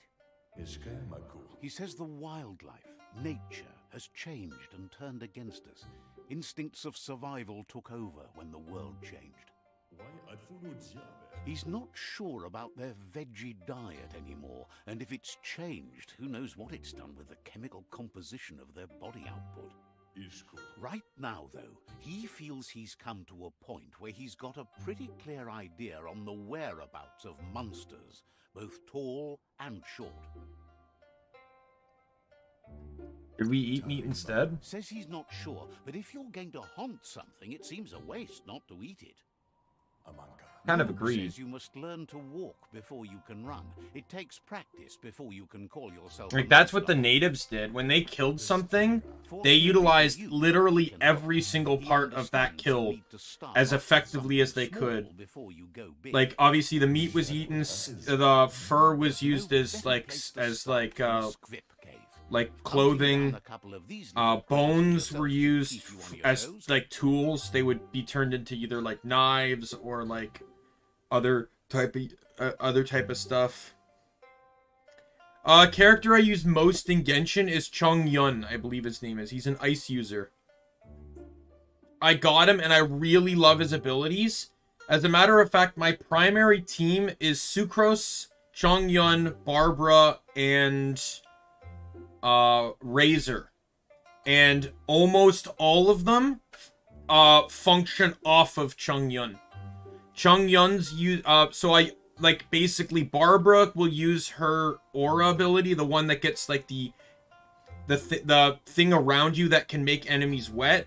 Then I switched to Chung Yun to just basically lock them into freeze. Chung Yun, I can set up his ability and then switch to Razor to burst, and he can put out both frost and shock damage in one go to hit a lot of supercharges.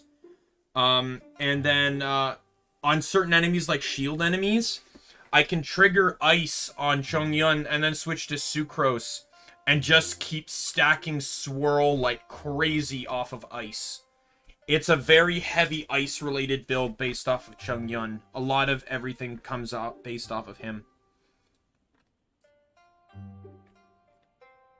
But I've been doing dailies and exploring a little bit the past few days. I've not been doing like any quests or anything, mostly just dailies and a little exploring.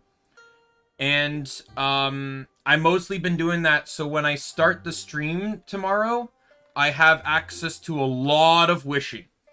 A lot of wishing. I can do a lot of wishes. There's a lot of wishes coming. I'd rather shoot, but I'm ready to hunt. Says you stick to the haunting and shots present themselves later. Okay, so...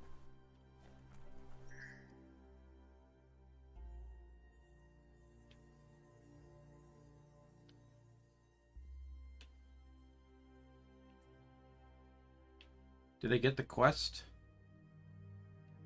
Where's Suburbia?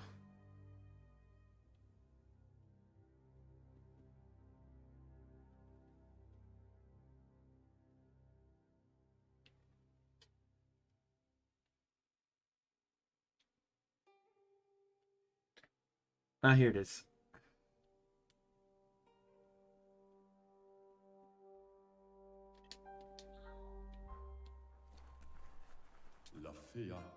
Moog says you should go hunt. Oh, he wants me to hunt the squibs first before I can do his quest. That's kind of weird.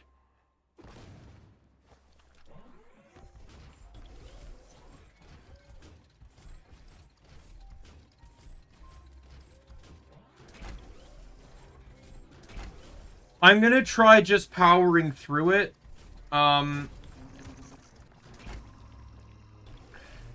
I might just be more aggressive on the rules. Like, if people aren't gonna listen, I might just, like, ban them. But I'll try talking with them first, you know, like, look, you know, I want to just play the game. Don't tell me how to play. You know, I've gotten tight with people in the past before, too. You know, where I discussed with them, I said, like, hey, like, he's like, oh, you should use this. I'm like, I don't want to use that, though. And they're like, oh, come on, it's better. It's like, I understand you think it's better. I don't care, though. Like, I flat out tell them, I don't care. That is your opinion. This is what I like. Please respect that.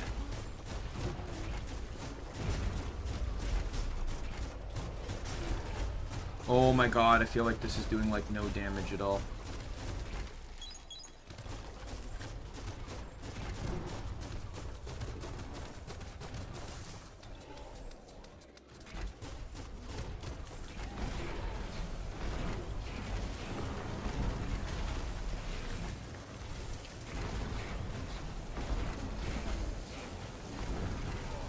I'm getting out.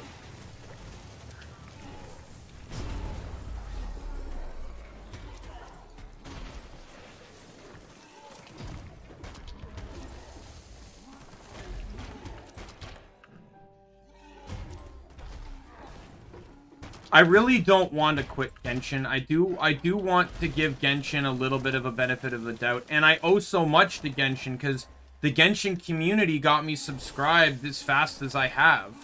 I wouldn't be nearing 150 if it wasn't for Genshin.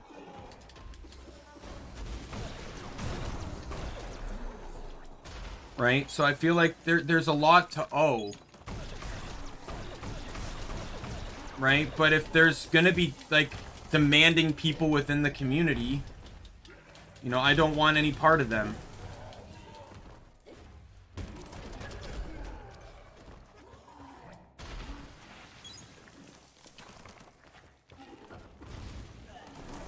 I probably, what I'm gonna do is it'll be some warnings. I'll just be like, if I see it, I'll just be like, hey, excuse me, can you just look at the pinned comment and the Genshin rule and the rules regarding Genshin in the description, please?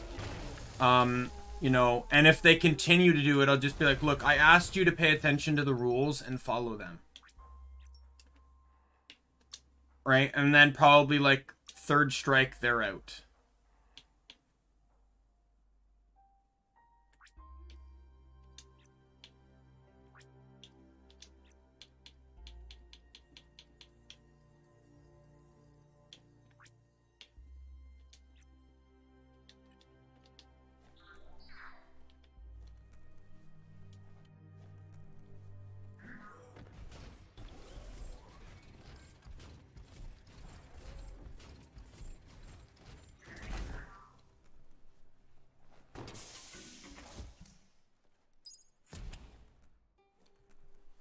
Once the volatilization from the nuclear waste evaporated, a volatile gas rose through the Like, soil and infested one thing to definitely even emphasize Toxanol's own is doing. I am not a meta So, player. in a way, I they don't play caused meta. their own death. I shouldn't say I don't play meta, but like, meta is not my end goal, I should say. Like, I have 42 characters in Guild Wars 2 and none of them are meta. Not a single one. Does it mean I completely ignore meta builds? Absolutely not. I pay attention to meta because sometimes meta helps me make decisions in regards to my build.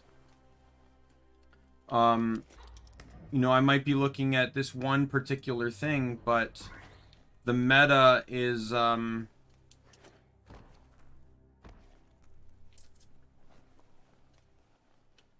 but the meta, you know, comes up with strats that I didn't think of in my own creative build, right? So, you know, it's there, and I'm not, you know, but the thing is, it's like, I just want to play the game how I want to play. Is that, like, is that wrong? Is it wrong for me to enjoy the game in my own way, right?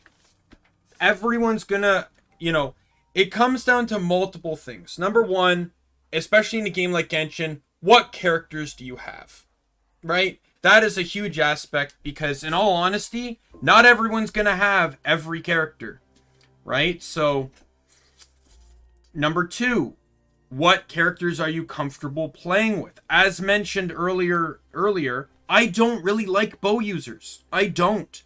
In my first Genshin stream, I had people constantly telling me how much Amber was going to carry me. Right? How strong Amber can be, that she would carry me for quite a while. Guess what? Don't really like using Amber. I was actually super happy when I pulled Bennett, because then I didn't have to use Amber anymore. The only time I ever have to use Amber is when there are certain puzzles that actually require a bow. And those do exist, sadly. Oh god, I'm dead. I'm not dead. Okay.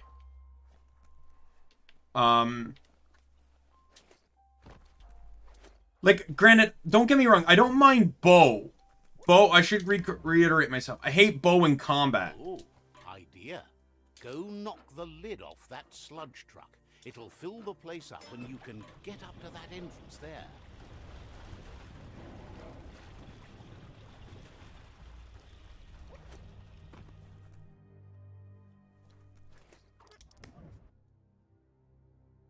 Like, bow in combat is just very uncomfortable to me. At least within the experiences I've tested it. Right? So, like, I had, you know, like... So, and not only that, but that also set my expectations. All these people are telling me, oh, Amber's gonna be so good, like... And then when I finally play with Amber, I'm just like... this is it? Like, do you know how upset I was that people were building up this character that I didn't really like? And on top of that, it upset me even more just simply because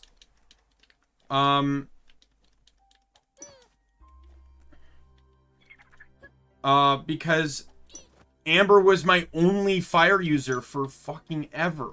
Until I pulled Bennett, I had no other fire user.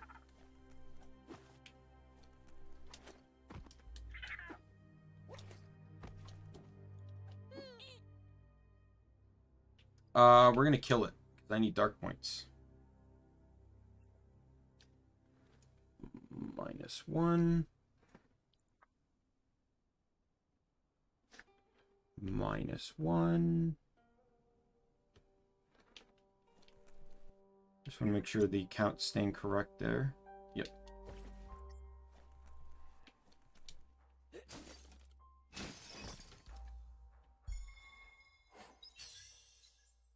Bang Bitski Jupspicko. What a name for a gun. Yes, scrap that. I don't want it. You need to line up the switches so they match.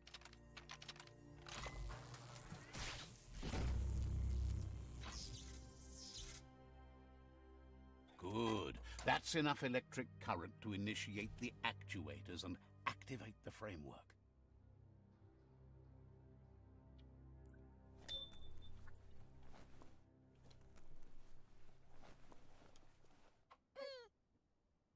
Kill.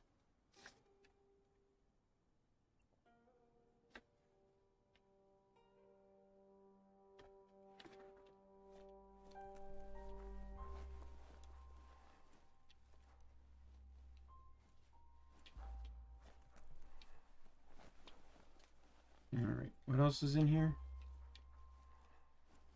Is it dead end? Yep.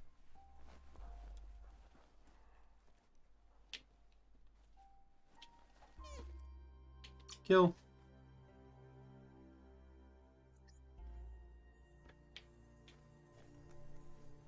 Alright. Yeah, I have that counter on the screen just to help me keep a better track of my aura so I don't have to keep opening the menu to see it. So I can make my decision, because I need, like, if I was just playing maximum light, I really wouldn't care, because I can just keep going light, light, light, and then there's no issues.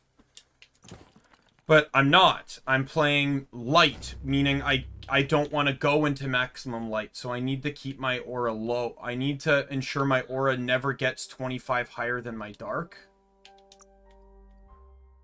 Right? And now I'm back in light because I'm at 24.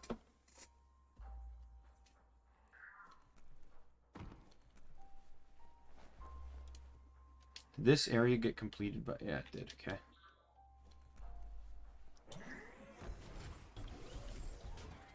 Oh, by the way, I can,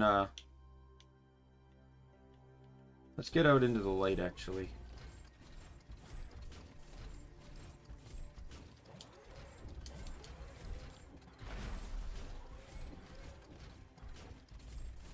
Alright. I can change some stuff. I picked up some crates. So I can go duck face. I can go dragon skull.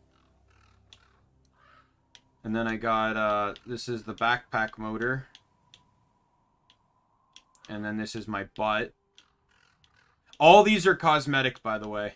For the Mechaton, nothing changes. It's all cosmetic. What should I do, Mario? Dragon skull or duck face?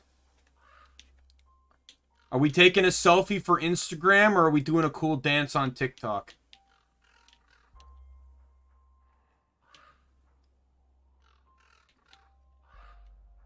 Dragon skull, I figured you were going to pick that.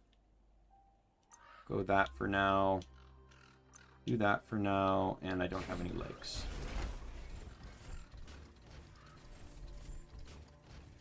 It's kind of one of those moments where I'm like, why did I ask?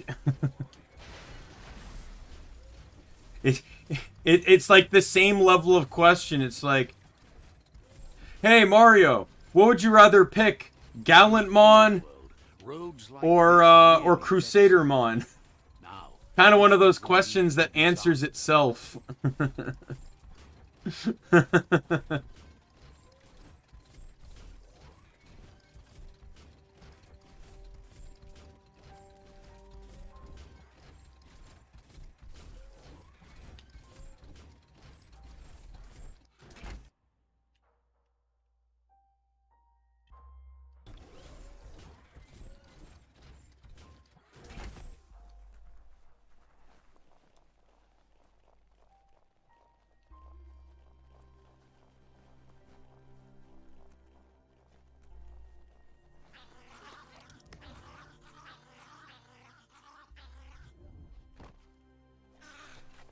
Run.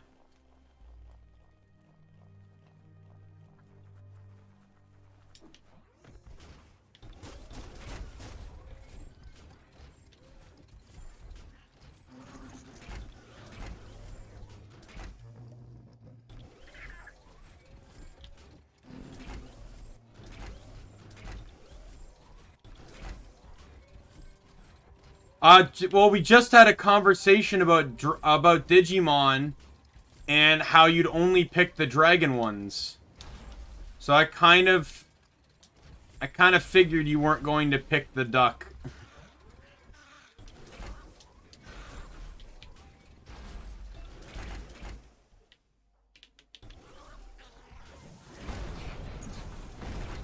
Heavy metal.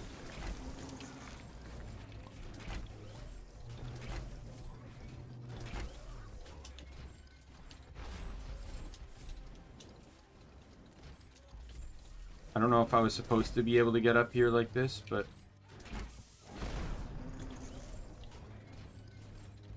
I did.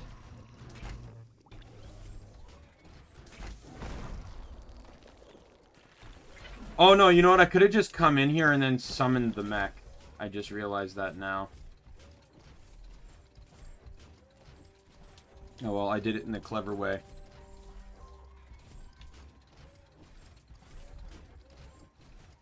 Yeah, we just had a conversation about Digimon and how you'd only pick dinosaur ones.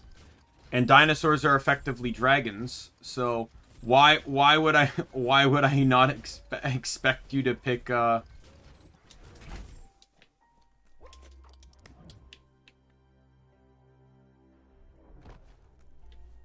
You need to line up the switches so they match.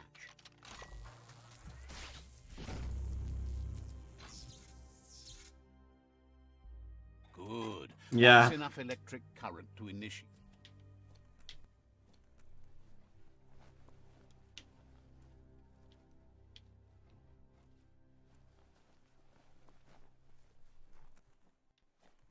I have to go up here to talk to him. Like, I can't just yell. And then we're back down here. What the hell is this?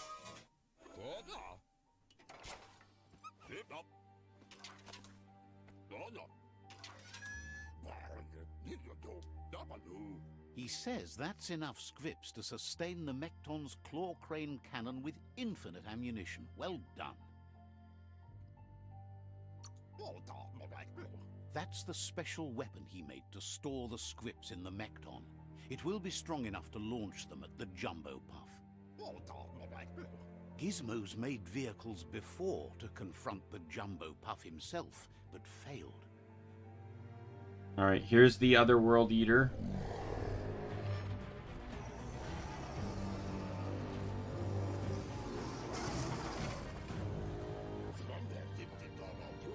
It's time to put a stop to the World Eater. There's time to improve the Mekton before... Gizmo wants to help. Alright, I'm out of here. Defeat the Jumbo Puff. Alright, let's go back to Moog.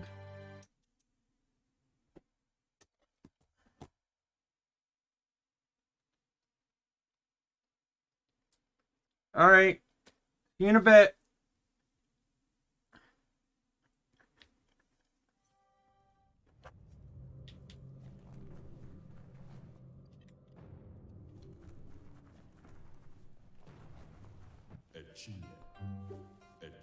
Moog up.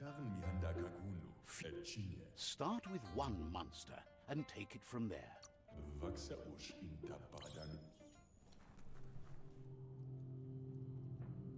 That's a double... Oh, whoops. 1, 2, 3, 4, 5, 6, 7, 8, 9, 10, 11, 12, 13, 16. Should be 22, right? Yeah.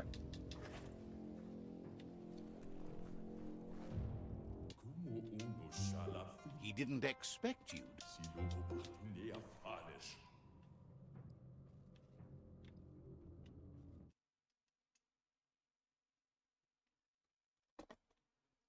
I now have all the means of being able to tackle and complete Suburbia, so I'm just going to go do this one now.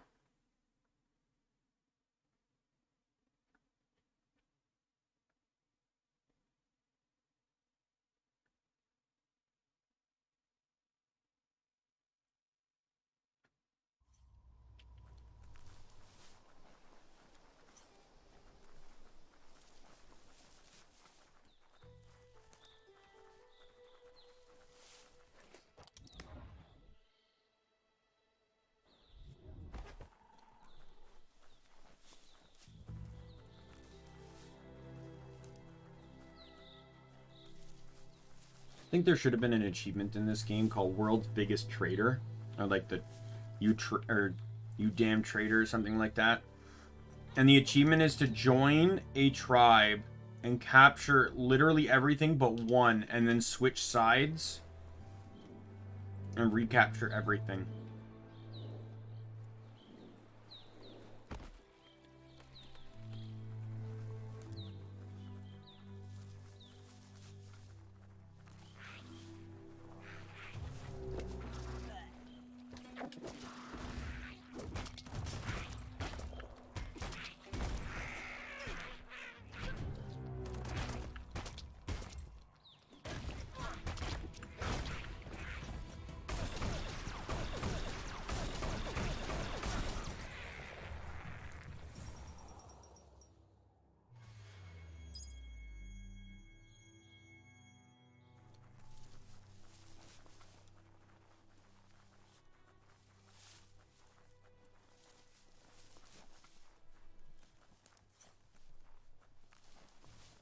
Aha! You found Torn Down. Used to... Oirakta no saka litsu sao ka. Thanks for the loot.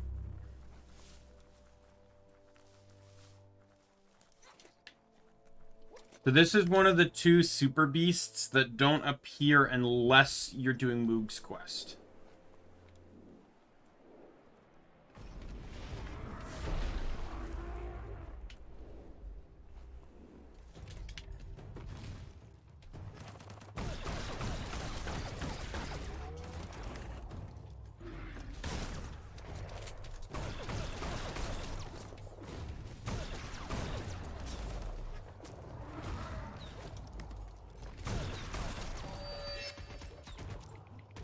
Come on, come on, keep attacking, keep attacking! What a waste.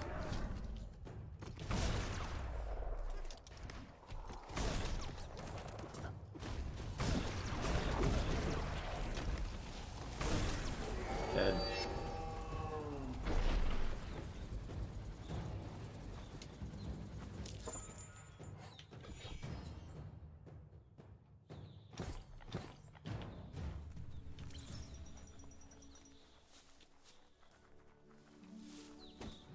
And I can open the Suburbia vault.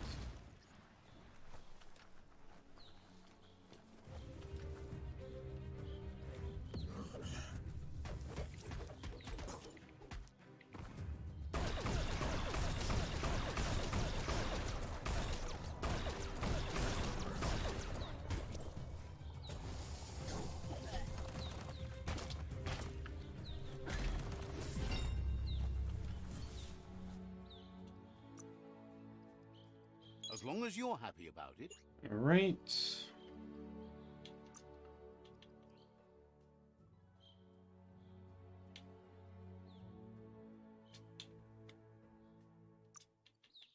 All right, let's get general. So I got 3 points. I can do gunsmith. Yeah, like there's a lot I want to do on this one here. Wung Fu Barrage will increase Wung Fu. Every unarmed attack increases in damage by 3% up to five times. So a total of 15%. Perfect reload would be nice. Gunsmith.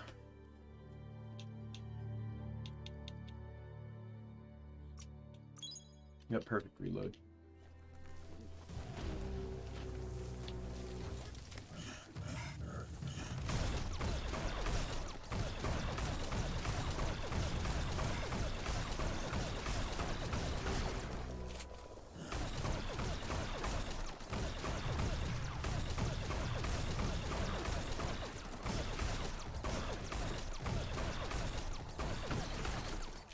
Because you can just chain perfect reloads. It effectively gets rid of the reload mechanic altogether. Personally, to me, that was a very stupid idea. Perfect reload should have had a cooldown.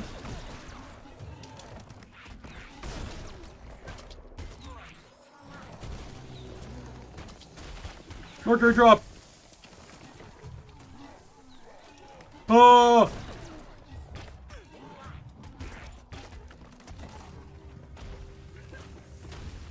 Push, push!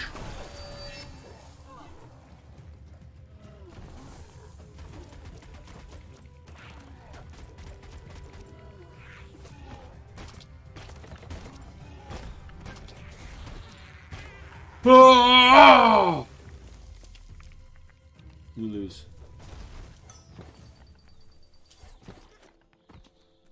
He thought he could stop me. To be honest, I did lose track of my health, so it did get pretty hairy there for a second.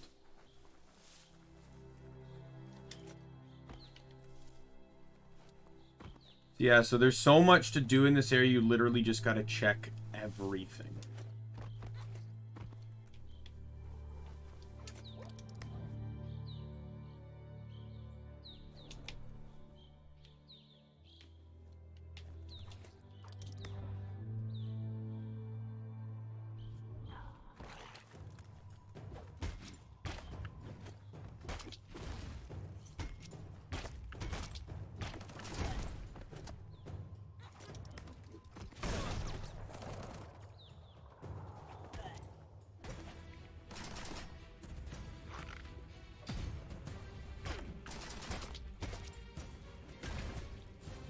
Stay down.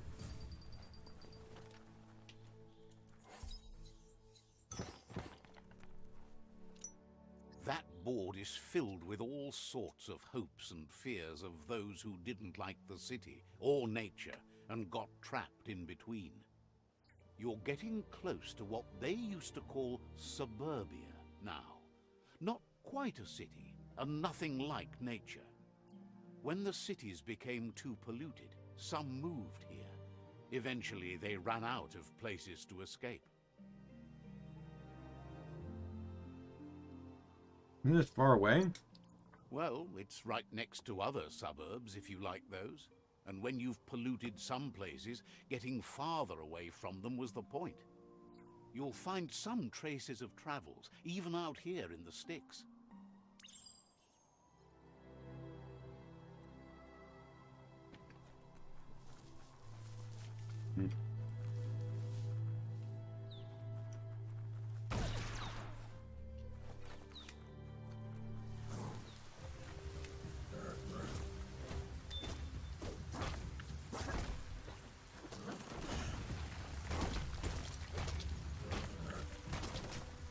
And I hear the howls of an unhappy cat. I should say unhappy cat. I should say a cat that wants something.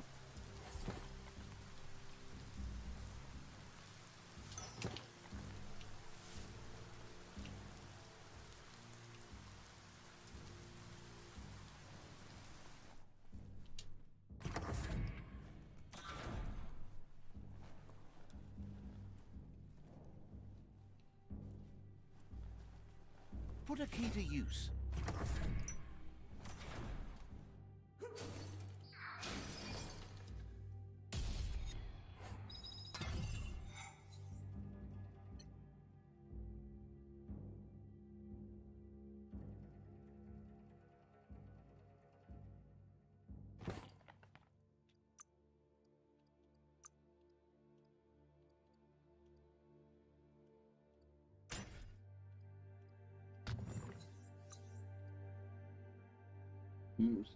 Not particularly good. Whoops.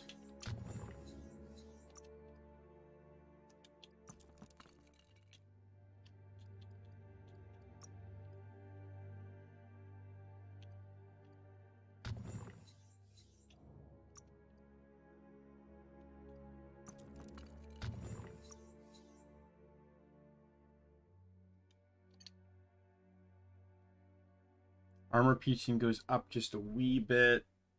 Yeah.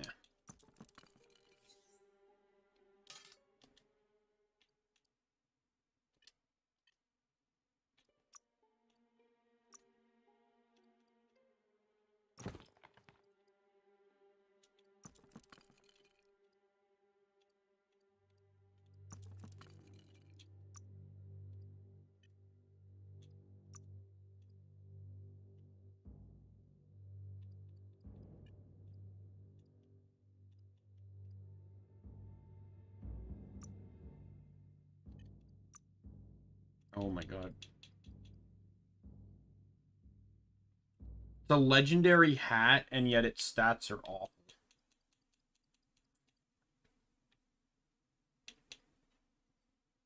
Like, they have no add-ons, very little defense.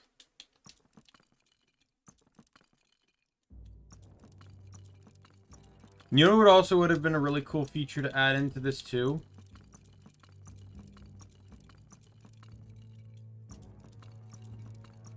The ability to,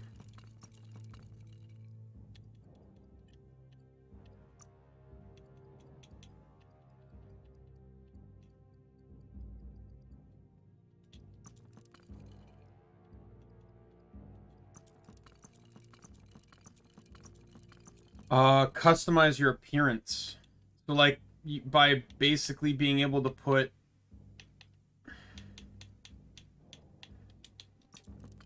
You could put stats. You could put the appearance of one weapon on the stats of another. That would have been really cool.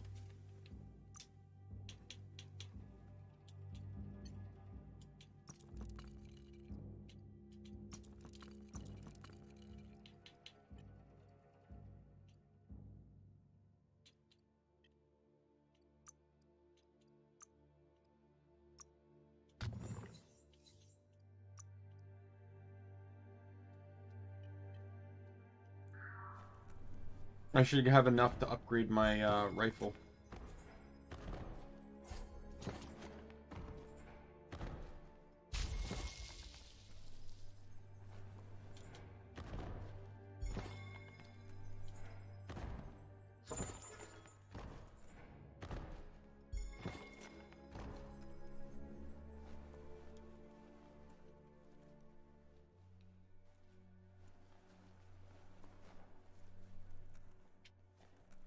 Right, let's check the other houses and stuff.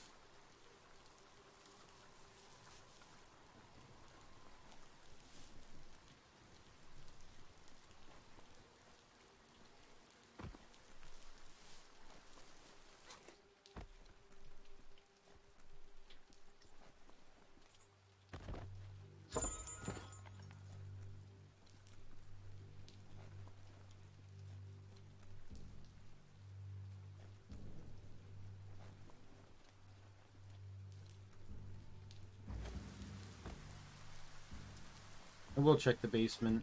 I just gotta keep an eye on something.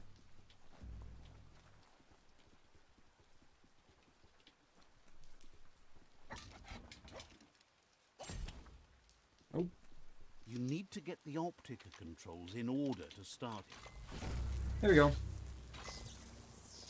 What's the funny video this time? Excellent. That's illuminating.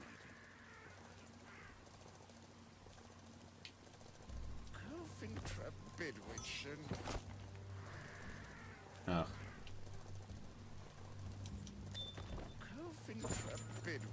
Kind of amazing that there's only 4 superb loots in this entire area.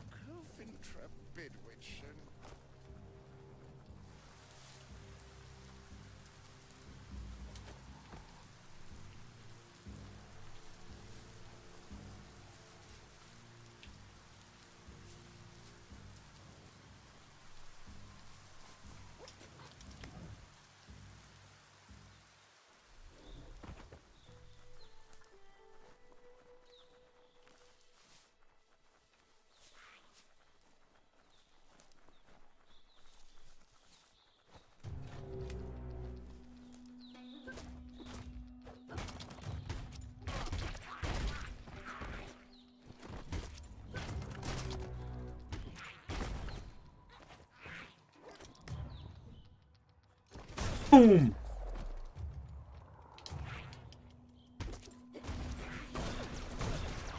Okay, well that was... I missed, but he was dead anyway, so it didn't really matter. Oh, I just heard the sound of a grumpy big guy.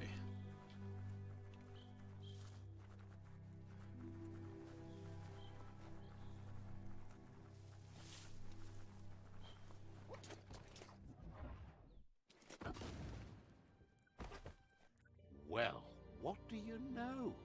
Sometimes even seasoned travelers needed a chance to get away. Not so bad It's a here. wonderful place to raise a family, if you think there's a future for them. The track...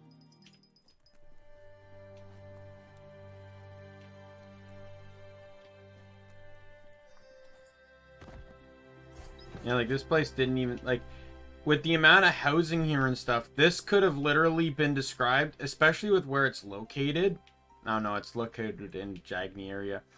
I personally really think, because like the middle area around the world tree is not claimed by any tribe.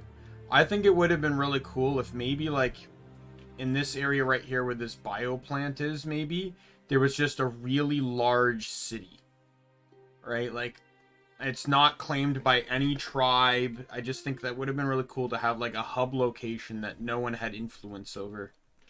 Hey Marbros, welcome back. Just exploring my way around.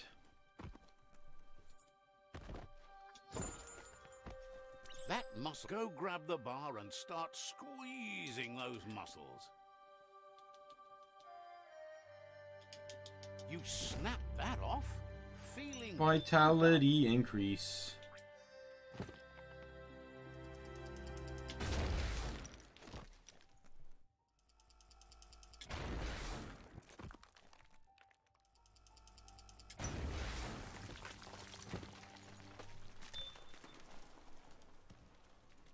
Underground area. Hello.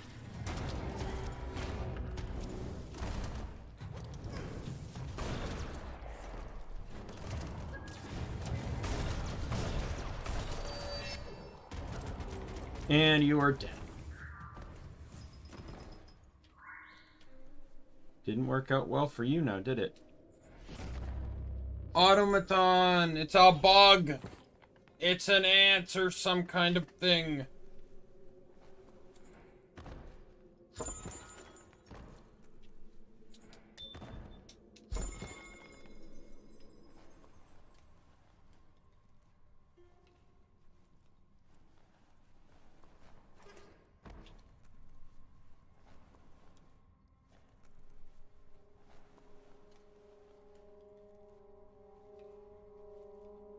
Isn't there another way out from here?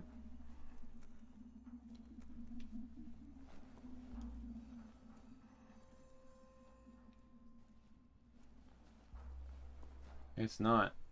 I always thought there was a two-way out from this. Oh, back in.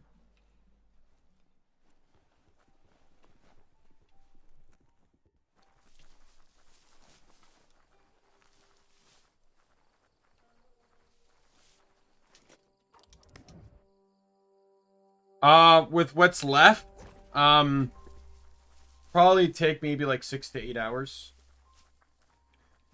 It really comes down to the puzzles, because obviously the fights are of no consequence.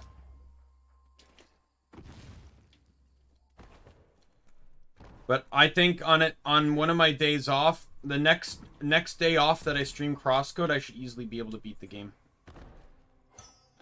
And then I'll just be back to Wonderlands to finish up the remaining 4 playthroughs. But Wonderlands is going to go way smoother now, I'm telling you. The ability now to start, the decision to start at level 40 is so refreshing.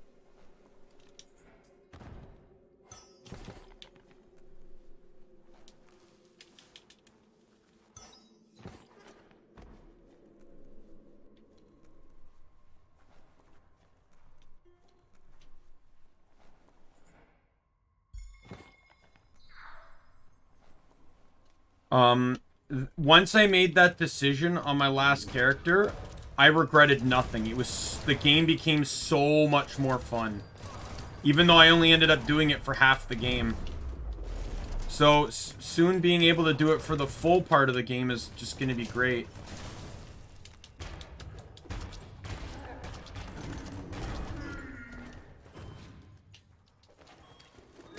Next character, let me check. Next character is going to be Stablemancer Blightcaller, I believe, is how I set this up. Then it's going to be Clawbringer, Spore Warden, and then Blightcaller, Berserker, and then we're going to finish up with Graveborn, Clawbringer.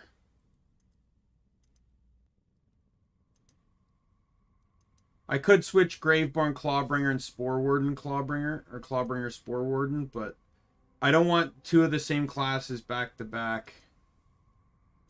And those are the only two I haven't, like that, so I can't put Blightcaller or Clawbringer side by side.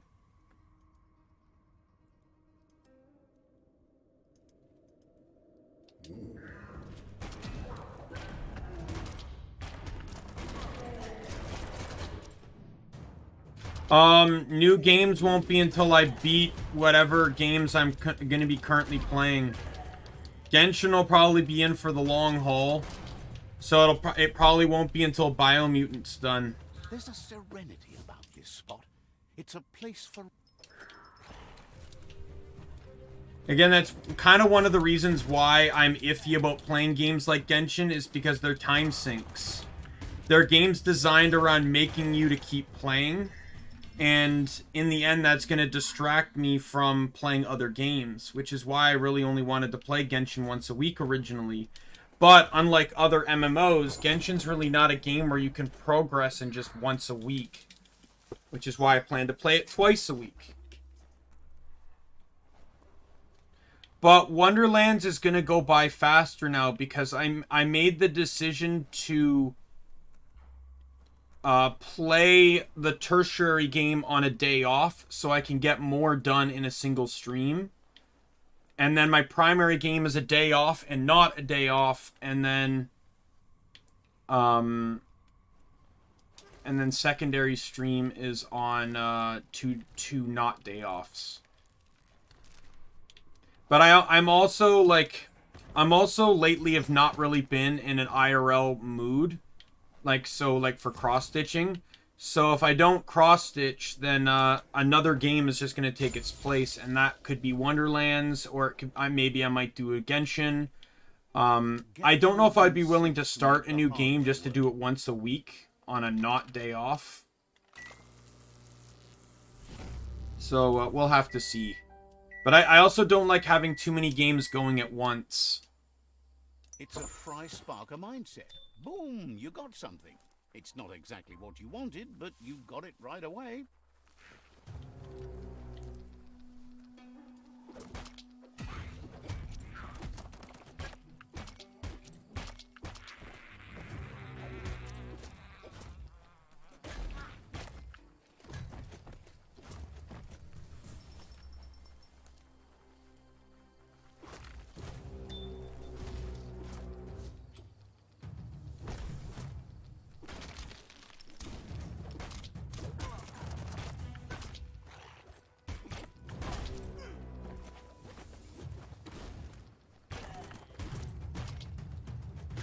Because I know people don't like being stuck to one game. Like, I know, like, I'm someone, if I'm playing a game, I want to complete it. Alright? I want to do as much as I can in it as I can for the moment. Or, like, you know, like, for example, like in GTA, I just wanted to beat the story and play around while I did it. But... you know, like, I don't, I also know that people don't necessarily want to watch me play the same games for so long. I know that was the case with where literally probably for quite a while I was quite literally stuck in GTA, Kingdoms of Amalur, and Wonderlands all at the same time for probably over a month.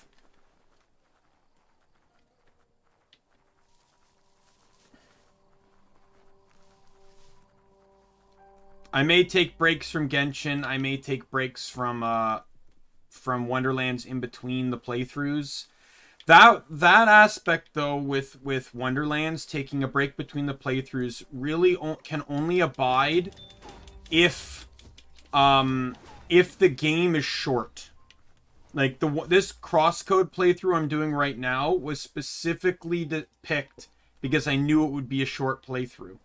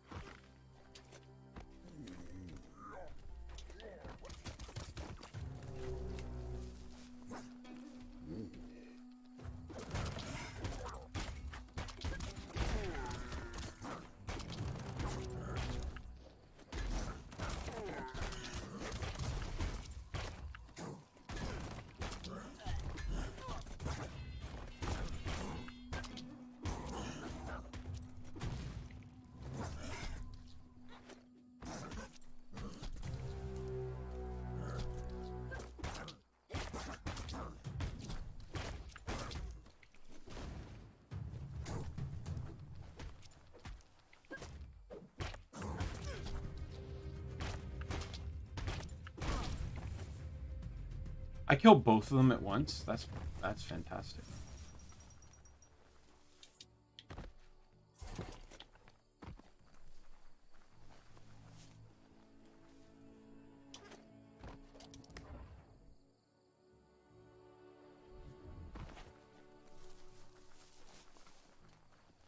You need to unturn the pipe tightness to drain the flush stool.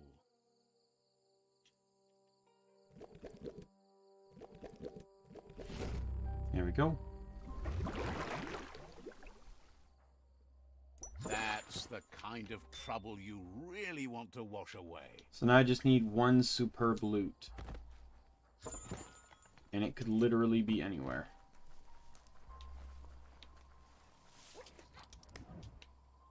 So I'm praying it's in this house.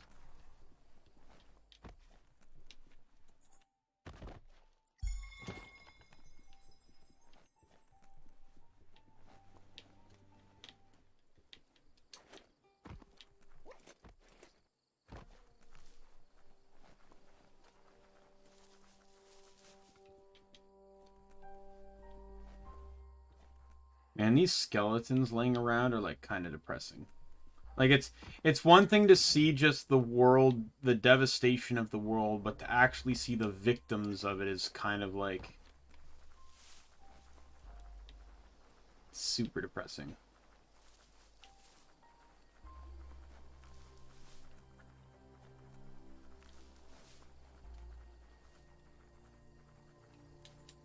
Your arms can't move.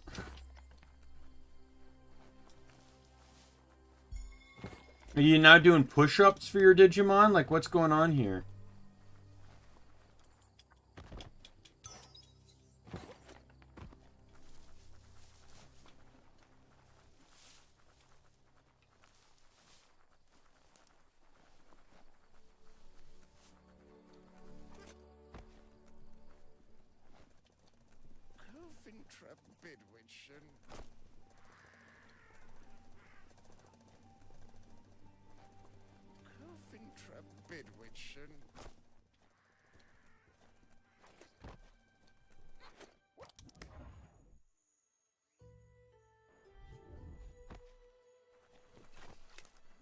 This is the best part of everything, is literally just running around looking for one superb loot.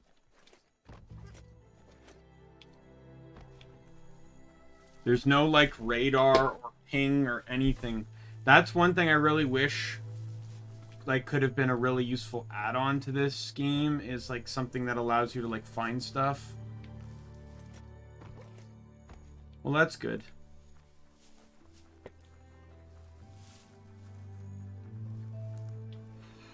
It's a great way to encourage, like, people and kids to, you know, exercise and stuff. I thought it was just like a walking device. I didn't think it was like full-on exercise.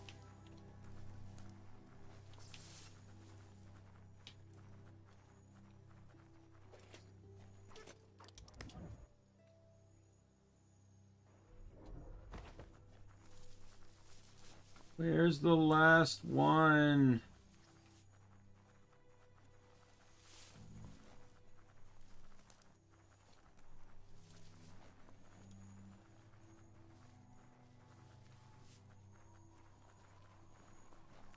I will say with Biomutant, though, I may rescind my idea to perfect the game. We'll see. Perfecting the game doesn't really actually require you to explore all that much.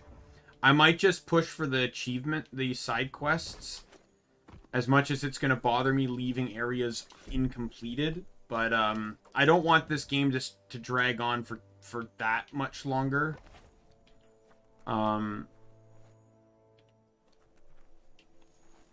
Like, because I'll literally end up with what I had in Amalar, which is literally just running around the map completing side quests. And at least in Amalar, you could see the goals and objectives. Here, it's literally running around the map. Oh, you know, here's this area. Let's, you know, complete that one. You know, oh, that looks like a building. Let's go complete that. There's a building. Let's complete that. That looks like something. Let's complete that. And it's literally that. So I can understand at a point this game can get boring. And I think once I get that feeling of, like, I'm kind of bored, I should just push to finish the game.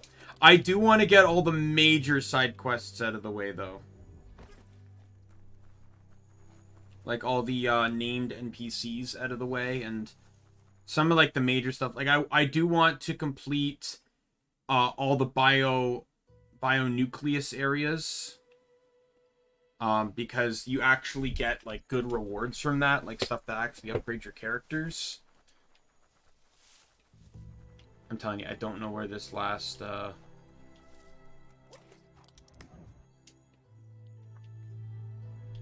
this last superb loot is, and it's bothering me to high heaven.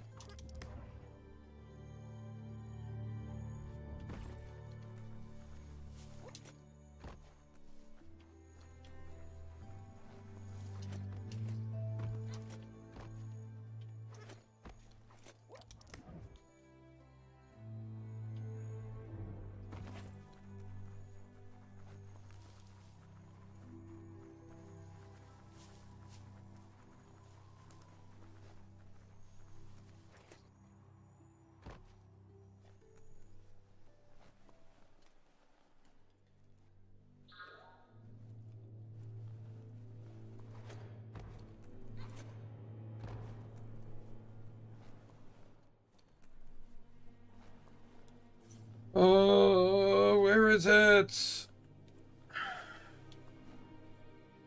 I also, I don't know when I'm going to, but I do need to end the stream earlier because I do need to go to I need to do some shopping today, and I was wondering if I should do it during the stream, but the weather didn't look great, but now the sun's out and shining and everything. So I might go and do it today.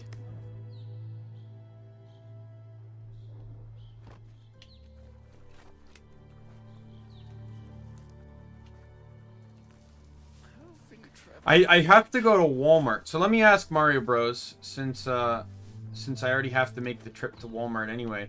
Is the Digimon watch, is that found in the electronics or is it found in toys?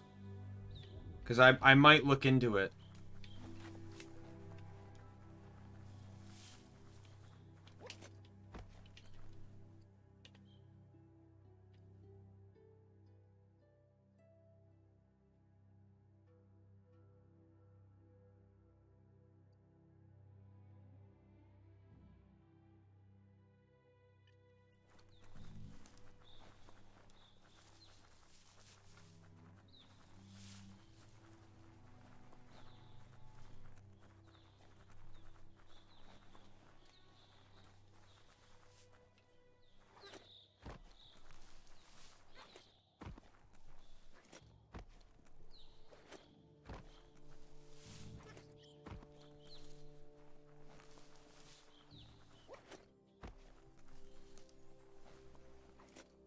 Yeah, I really wish there was a better pinging system when it came to detecting this kind of crap.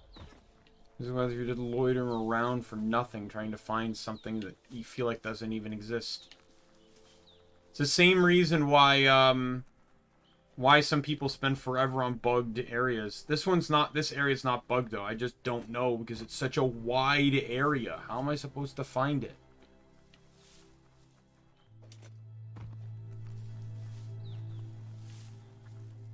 And then after searching for God knows how long, you finally find a chest, only to discover it wasn't as superb. And you just get mad and depressed all over again.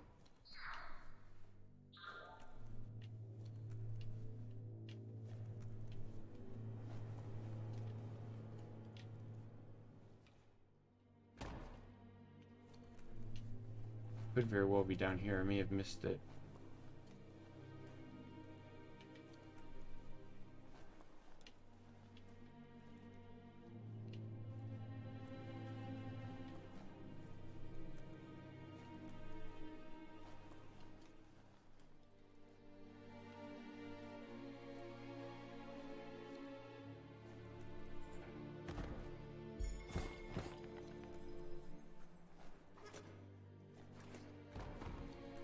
You know what I mean? You find a chest and it's not as superb.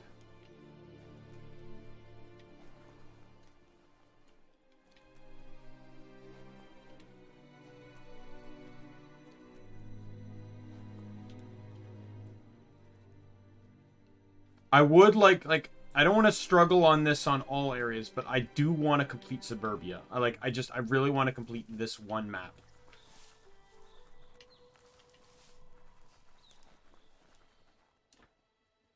I'm gonna look it up. Superb loot Suburbia.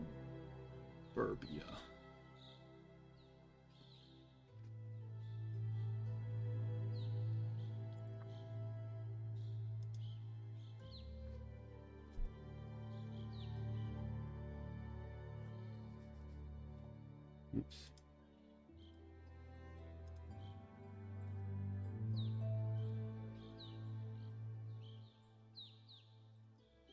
Okay, I got that one. I know I did.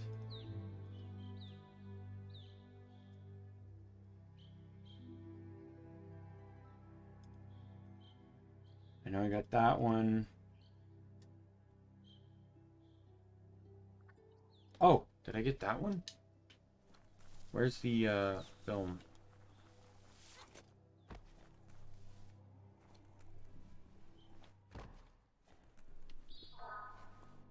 It's not this one.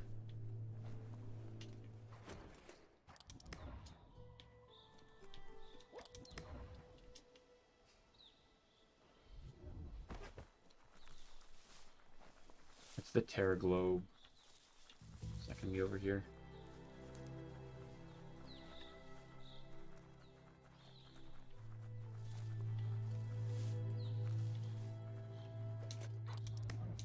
No, I think it is over here.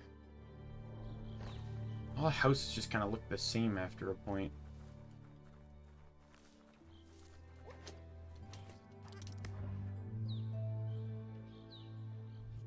Oh, there's another chest. It's not superb, but I'll take it.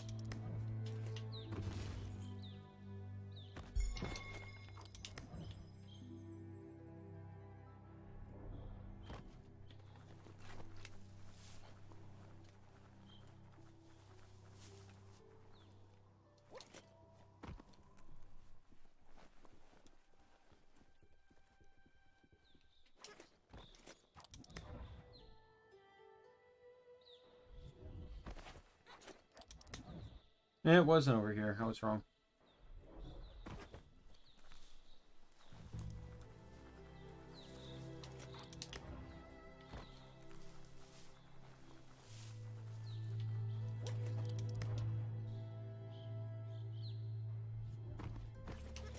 I'm gonna hear it when I approach the house, so...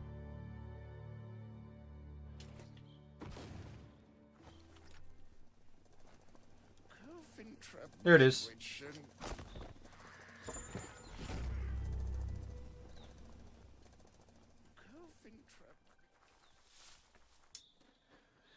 And that's how you get a lot of your experiences, by completing areas, which is why, like, if I enter the area, I don't want to leave it. Let's go back to Moog.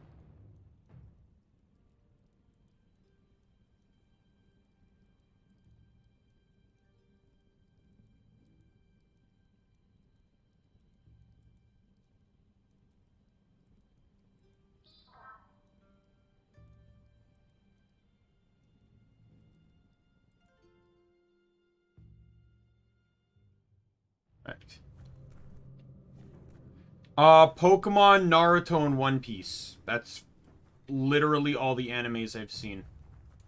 There are animes that interest me, but I've never watched them, mostly because they're borderline hentai, or they're way too much fan service, or, like, I just can't bring myself to sit down and watch them.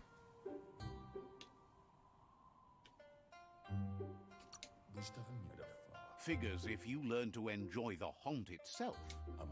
Moog appreciates your company. Says you should...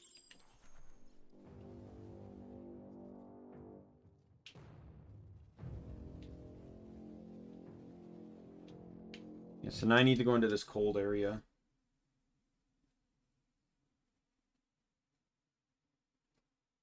But I do Moog stuff, and then I can do Boom stuff really quick. I think I'm going to end the stream at around 4. Or close to that. So about another hour in. So, like, I've talked about this many times before on streams, but there are some animes that in concept, like just learning about them, reading up on the wikis and stuff, like, there's some really, really cool parts about it.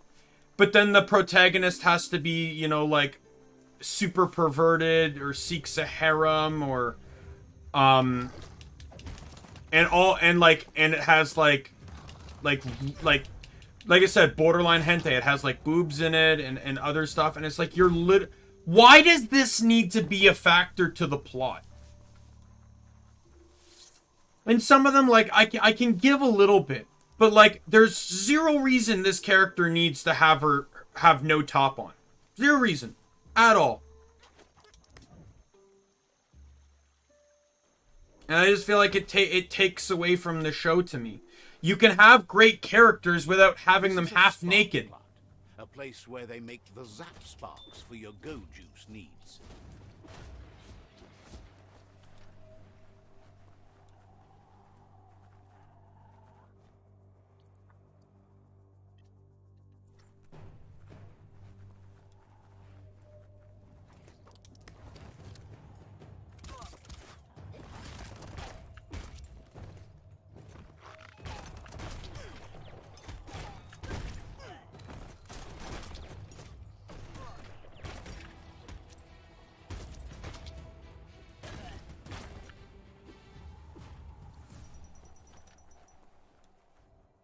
Not too shocking to find a notice board here.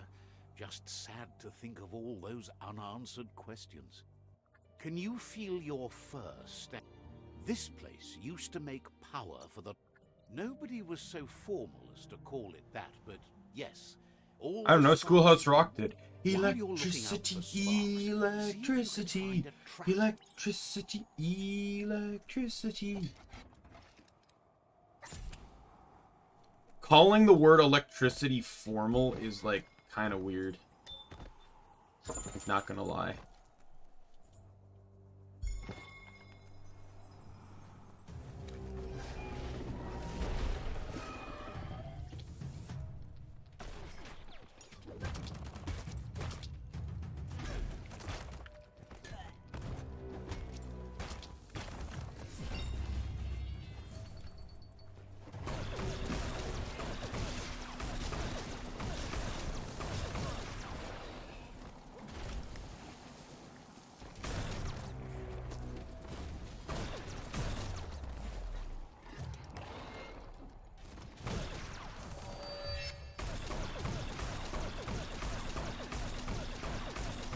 Why have none of them hit?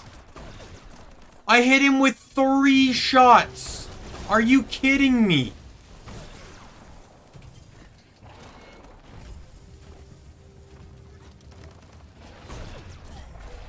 Oh, fuck you.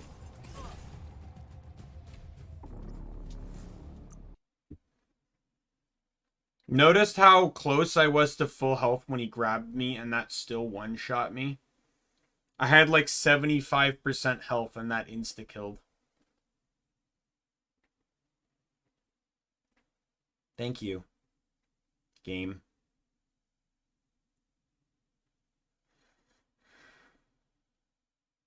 Thank you.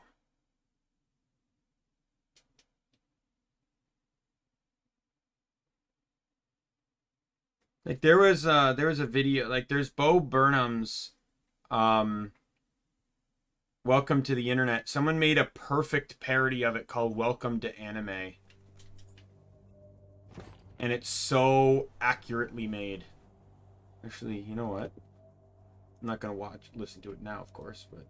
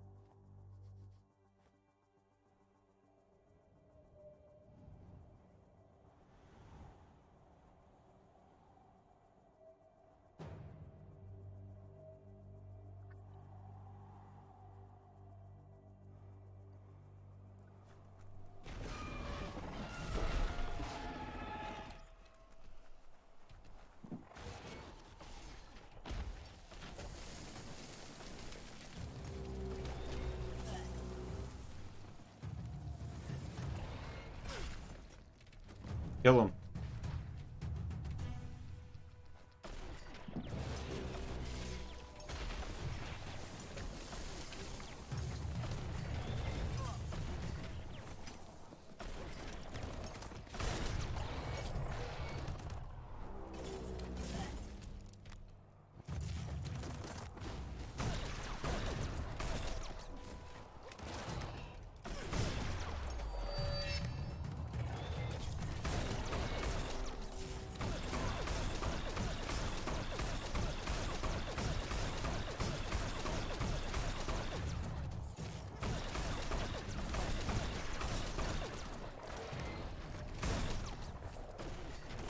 Die.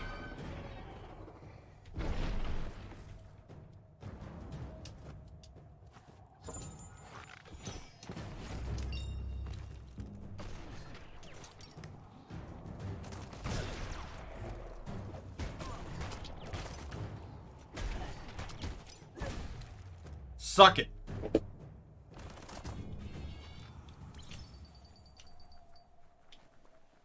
I already know where the key opens. The vault, actually... I don't even know if the vault is on this map. Or no, it is. I think I'm confusing it with something else. Because the vault is usually always located exactly where you fought the creature. Just kind of got to find it.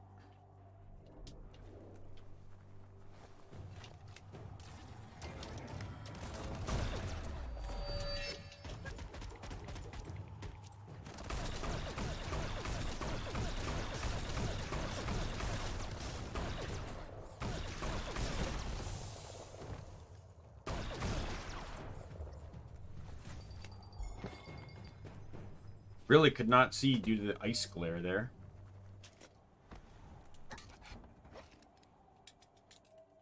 Open the door. What? What do you mean there's nothing in here? Why was the door crowbarred then? Oh, come on. Are you serious? Look, here's another door. This has to have something in it.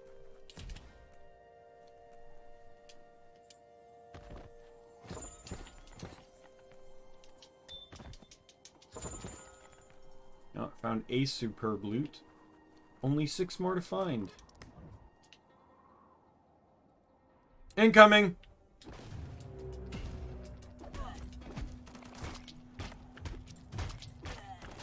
Yeah, sucks to be you.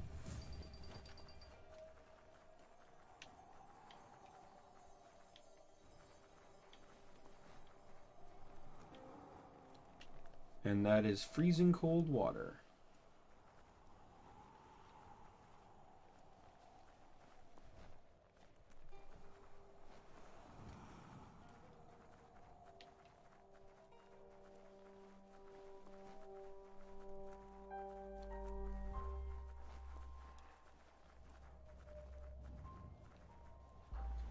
There it is. Here's the vault. Can't hurt to try.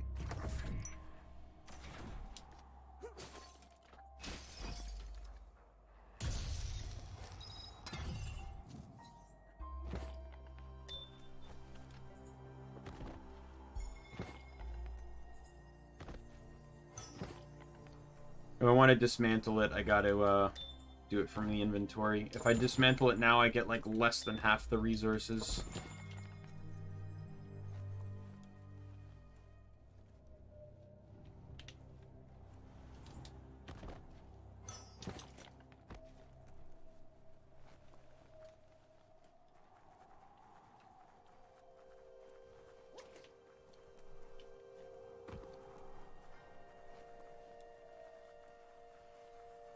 Alright, well thanks for stopping by, Mario Bros. I appreciate it. Hope your day goes well. See you later. Probably not gonna be streaming for too much longer anyways.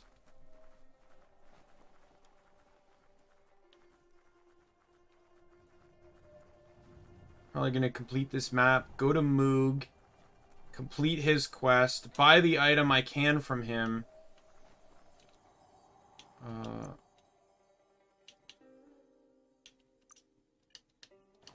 See ya at the Genshin stream. 6:30 tomorrow. 6:30 EST. I know you're not in EST, but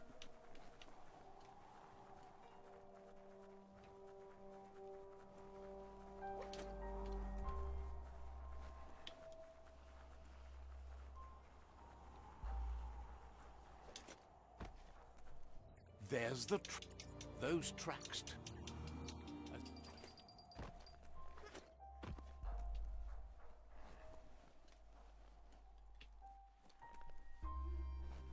oh, here it is. The entrance to the underground.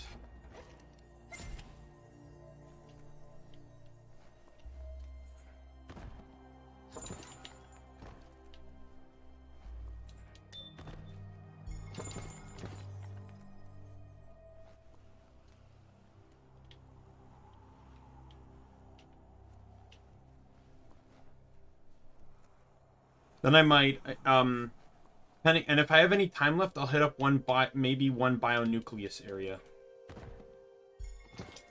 Problem is why I'm on a time restraint is because I do need to catch a bus. I think that was a mouse one. The inputters need to be linked to boot the mind monitor.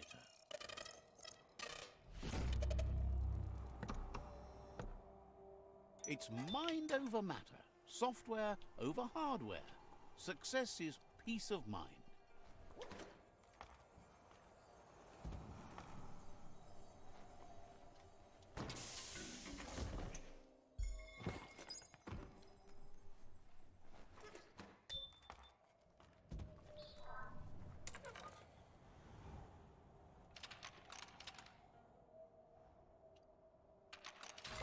There we go.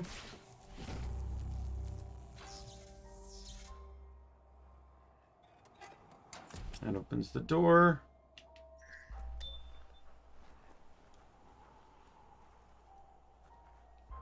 So now I just have 3 superb loots left to find.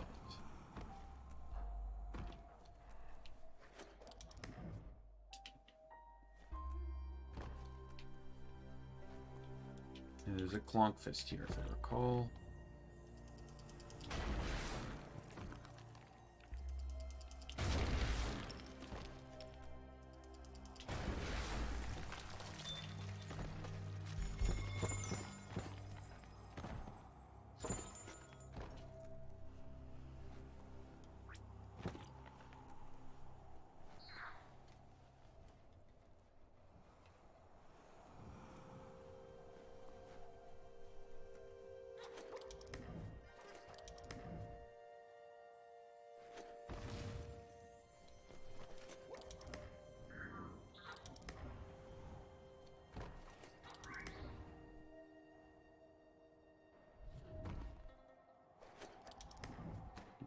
Get out of this room. I'll just keep looking. I got 2 left. They're probably in the same room, not gonna lie.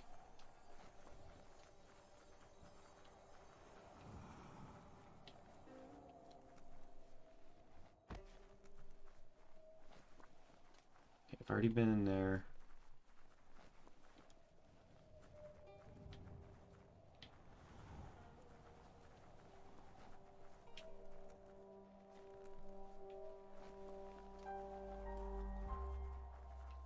I did go in this building, right?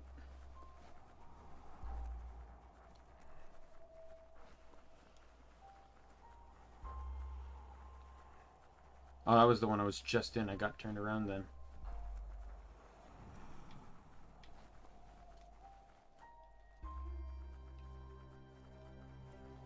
I don't believe there's any intertwined in this in this area here. It'd be way too confusing to look for. Oh. That's one.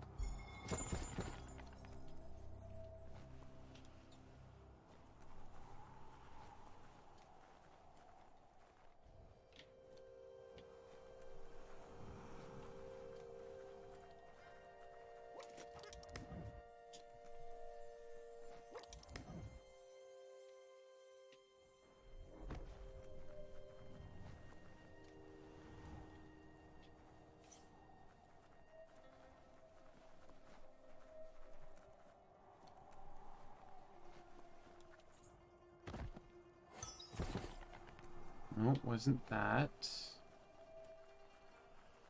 Where is it? Is it down here, maybe? Nope.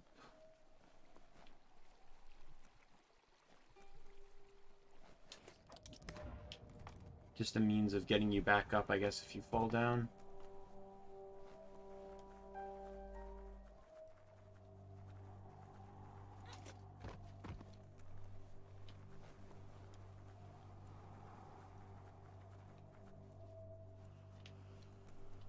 Just checking all the buildings. I feel like there's one dumpster here somewhere.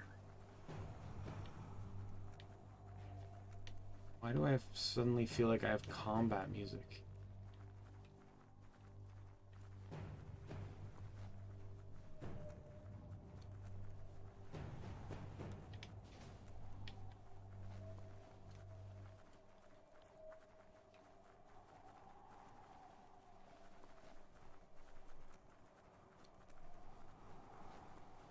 I always hate when it comes down to the last one. Like, this is always so annoying.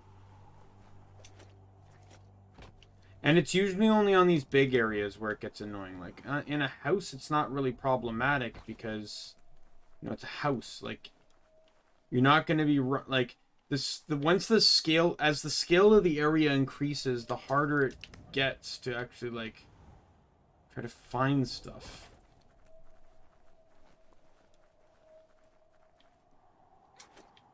You know what? I think I might know where it is. You just hit me. Okay, no, I was wrong. I vaguely remembered, like, I would always get this one, and then run down there, get it, and then completely forget that there was one, like, right there or something. Oh, what's this?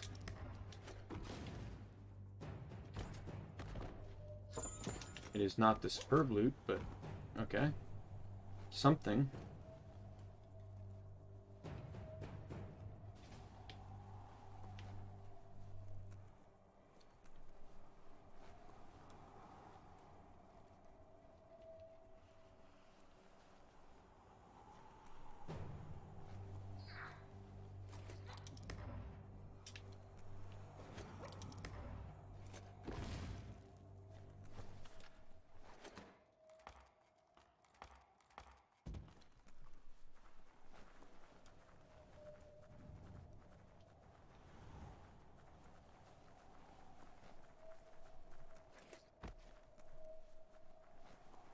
It's like Amalar. It's like, no matter how much I enjoy the game, or Crosscode actually is probably a better analogy. It's like, no matter how much I remember or love the game, I'm still not going to remember everything. And like certain things, like where this one loot cache is definitely not at the top of the list. Oh, there's an enemy here. An enemy here tells me there's things I haven't explored on this side.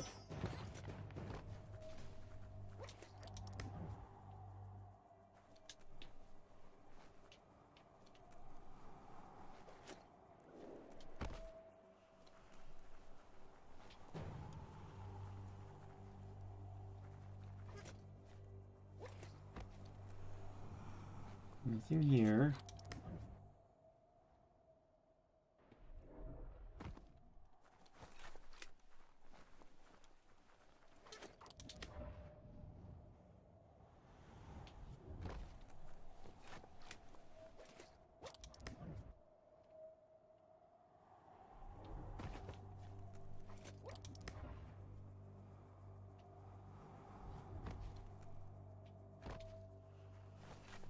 I feel like there should be something in here.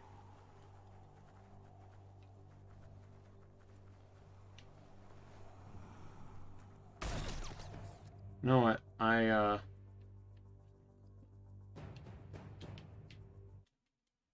just consuming time searching for something. I don't want to have to keep looking stuff up. All it is it's just going to be experience, which you don't technically. You can beat this game at almost any level.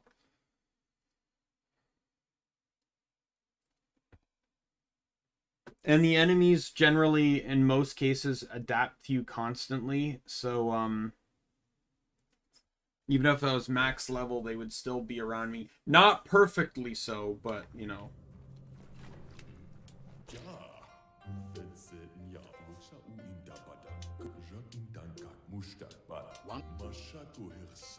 He guesses you're thinking the exact opposite, and you're still eager to find more.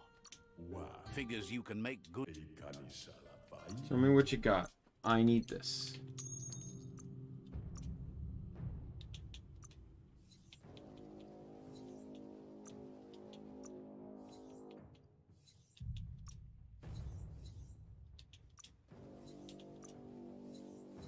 Seemed fair.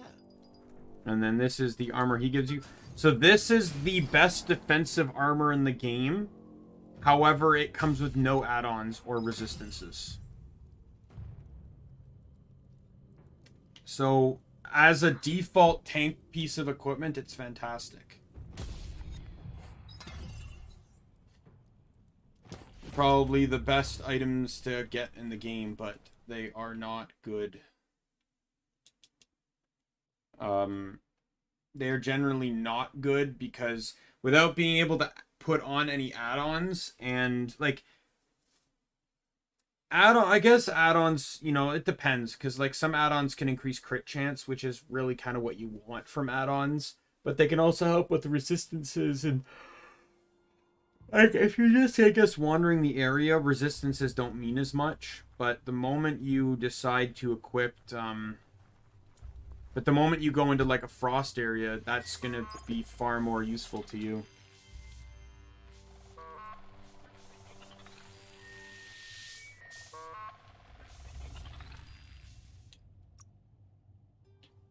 Buffer than ever.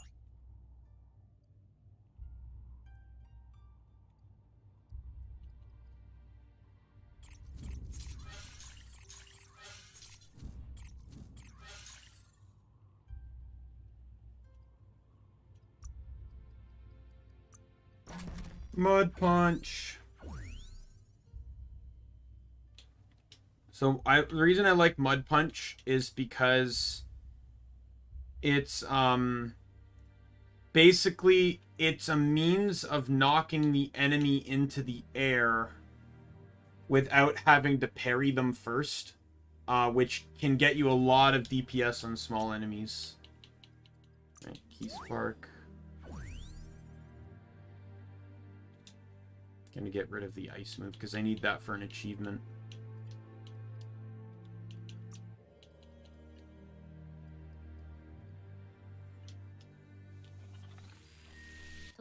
This little fellow feels the world's on the edge of blowing itself. You care who you sell to? Figures as long as the green keeps flowing.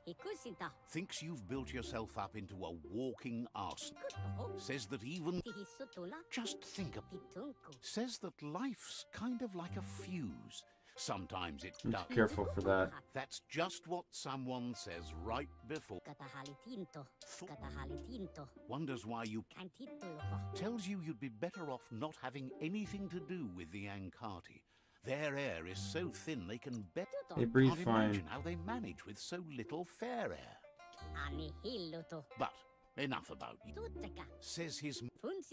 He was born during the baby boom back in the days, and he was so interested in the family business, he even got nicknamed Boom. He'll take the family secret with him to the grave, which could be... Though many have tried, he hasn't met anyone... But he has enough sulfur, but he can never get too much charcoal, so... Says not unless you can... Alright, so +2 to dark.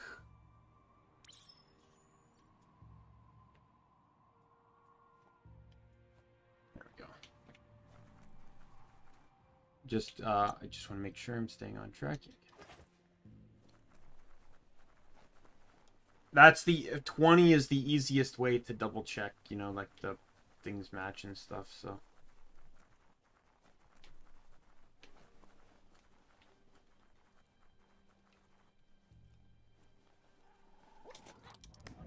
Oh, here's the light side thing. I never got to show one of these.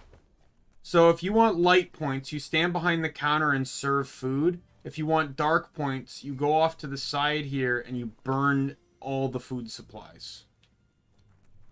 I want light points though now, so. I've only shown the dark ones where it's the guy on an execution platform.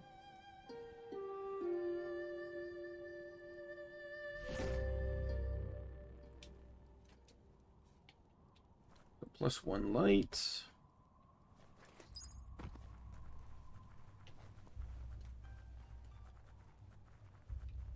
I'm doing Boom's quest now because now that I've done Moog's quest, Boom's quest is going to be like super fast.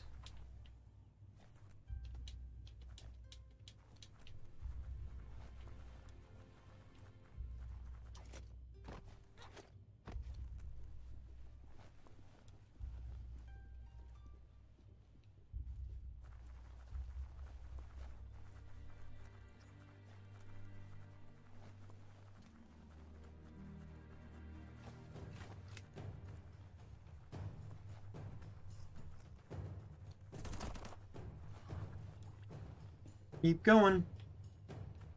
You're not going to stop me. Before I go to the house, though, I saw a flag over here. We'll go pee.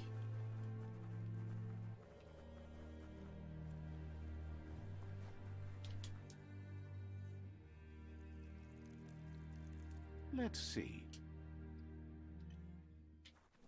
Just gets me a fast travel point. Oh, I've never mentioned this before, but it's also not become relevant. There is no overlapping of elemental resistances in this game. So, like, in this area, while you're here, you will never need oxygen. It's most important in an area like this one up here, where once you enter here, heat doesn't matter anymore. It now comes down to bio. There's also this small cave right here. The animatron thing will end up sending you to here. This small cave is all radiation. So once you go in there, all radiation, it's all the only radiation matters. It does, heat does not matter anymore. And that's how it kind of plays out, for pretty much, you know, everywhere.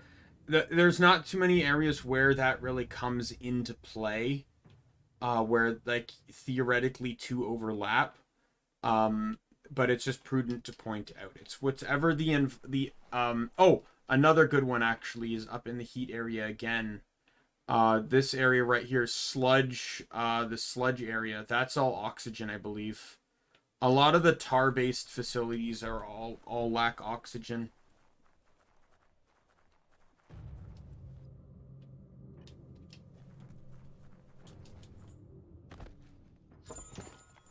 You know what? I'm probably going to run to that town first before I touch the building here. A plank place like this is a fire trap.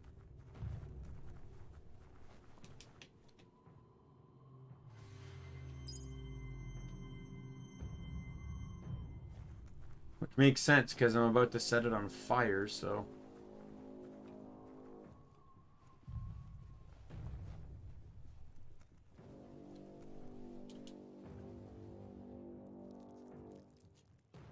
Let's see. You've located the village of Hubbledon. The I'd like to trade.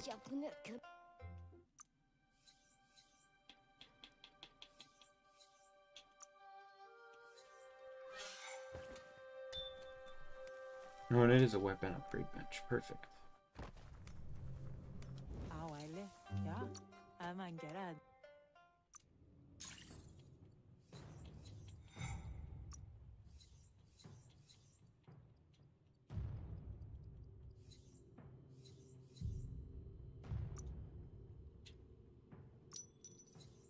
Shook on it.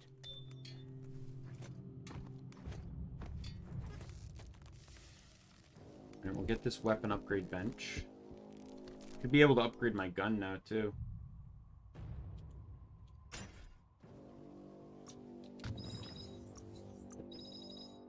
Oh, wow, it's not even maxed yet, either.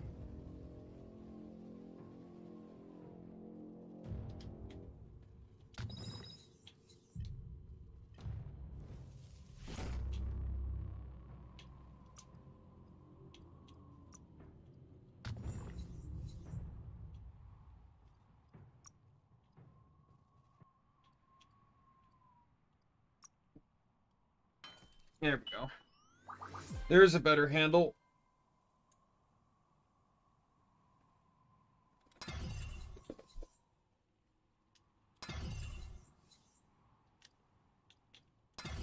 There we go. It glitches out on the add-ons at times.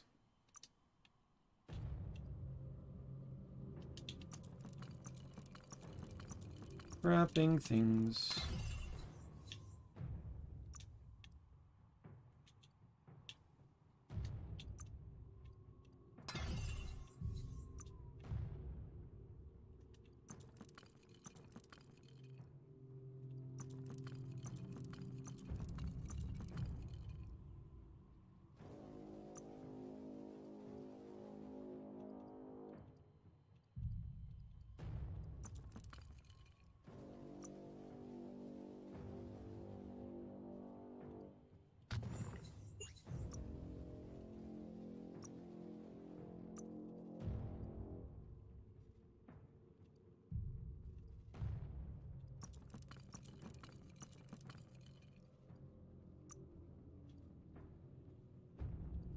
Scrap.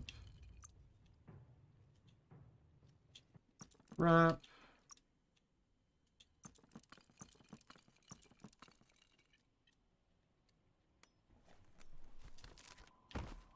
Now there probably might be a quest here. It's the type of quest you generally always get in this kind of town.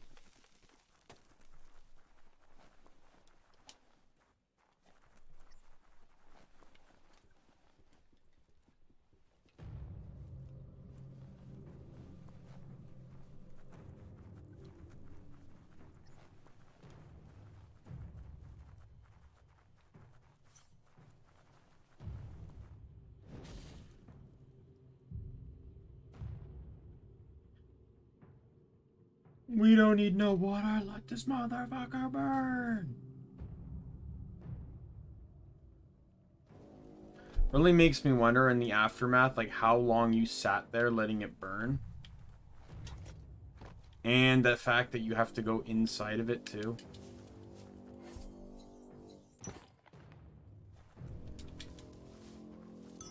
I just set fire to a house that's still freshly on fire. And now I need to go upstairs. This house should have collapsed.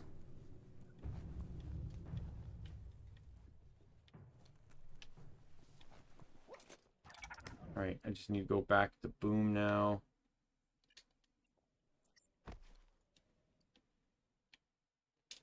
And then the thing I bought from... What's his face? From Moog is what you need to get for Boom. And this will get me a new weapon type. What son?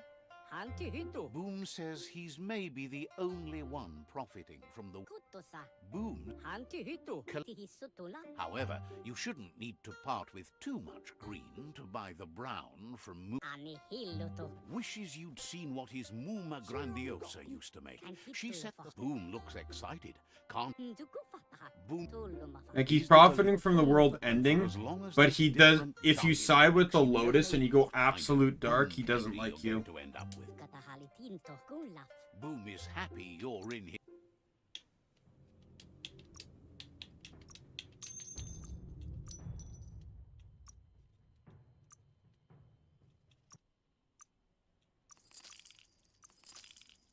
Alright, so this is all just miscellaneous stuff.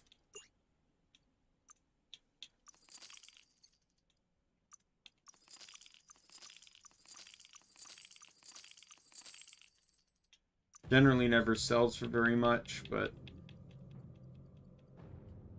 That worked out. So this is his thing. Fire gloves. The blaze gloves. So this is one of two fire or glove type weapons in the game. The other one you can only get when you start as a Psi Freak. It's a Psi Freak exclusive starting weapon. They are the only means of enhancing unhanded outside of a few perks. However, they have a hidden bonus effect, and what their general purpose is actually for mages, as they enhance magic power and I think potentially key regen. I could be wrong on that though.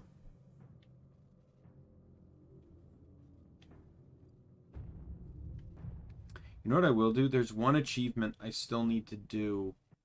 So let's just quickly go and do that. There's an achievement to find all the tribe bases. So let's just go, since I got the Jagni, let's just go and just pee at the Pichu base. And unlock that one.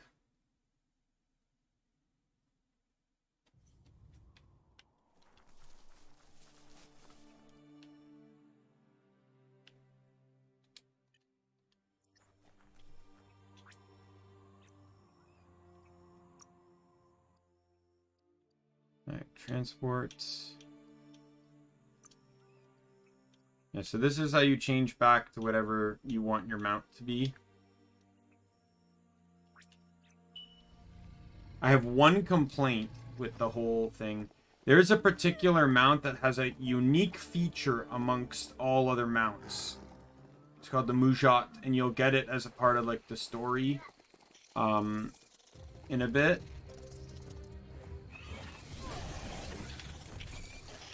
Must you? What really annoys me about the whole thing though is that it's counted as a normal mount. So if you were to tame a new mount, it will change the default constantly. And it's super annoying to have to keep switching back to that thing because only that thing has the trait you're looking for, or has the mechanic you're looking for when you need it. And the thing is, the mount wheel never fully fills up. You don't get that many mounts in the game. So why not have it as its own mount op? Because it's the only land mount in the game that's not cosmetic. It actually has a purpose, and it's needed for one of the World Eaters even.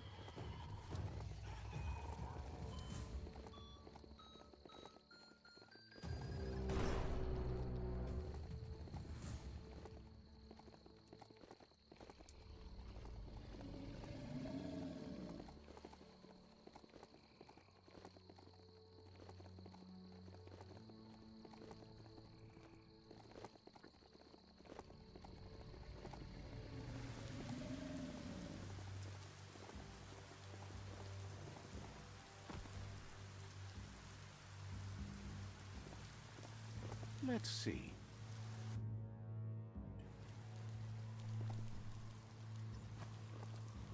I might actually have to approach it. The Pichu Fortress. Wonder how they'll take you.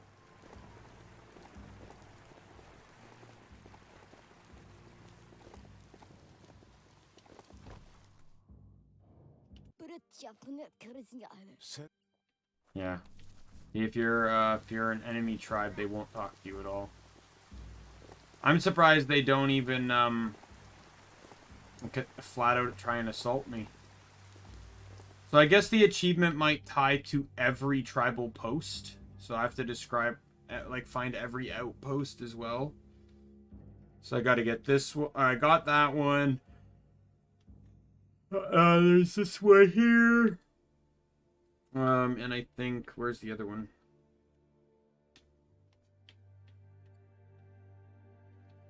Oh, it's this one up here.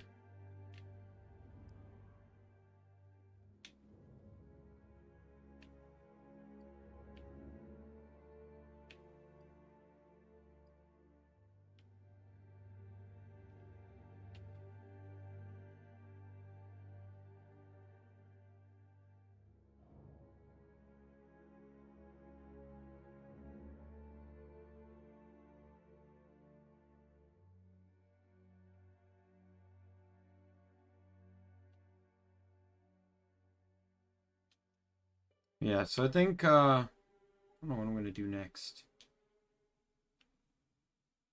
No, let's use the skeleton key real quick. Because it's literally right near where Clink is.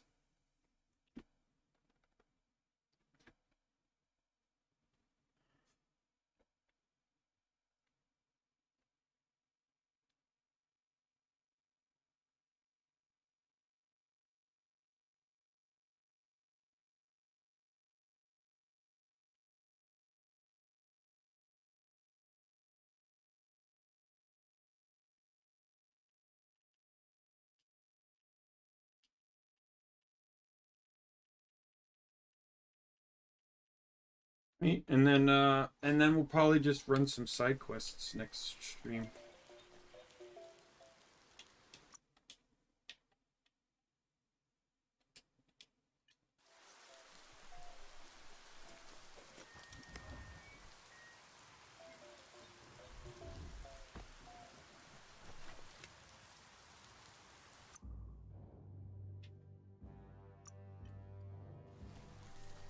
It's over here.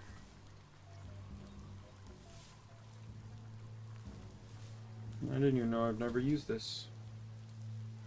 Been around Clink like how many times so far? Yeah, as a matter of fact, there was even an update, and this one kind of made me a little bit grumpy. But, so there are outposts, and normally the only outposts you could never enter were rival tribe outposts. However, you are freely allowed to enter every other tribal outpost. But I think they patched that, and they removed that feature. I can test it. I'll test it after I get this, I do this thing for Clink. Toxanol had a deeper purpose with any of the bang shelters. This one, for example, Shelter 5D.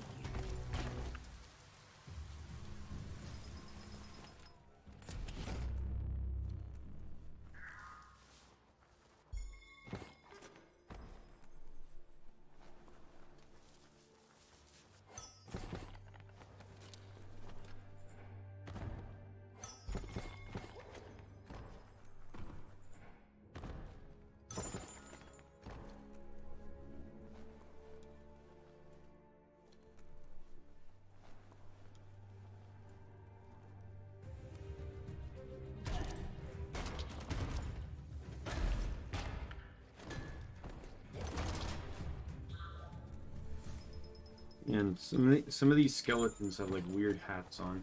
That's all I'm gonna say. Super weird hats.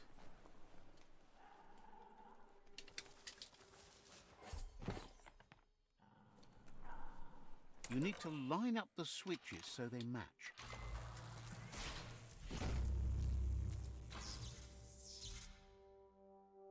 Good. That's enough electric current to Initiate the framework.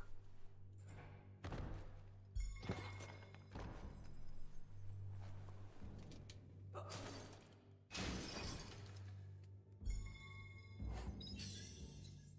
does that even work? The trumpet.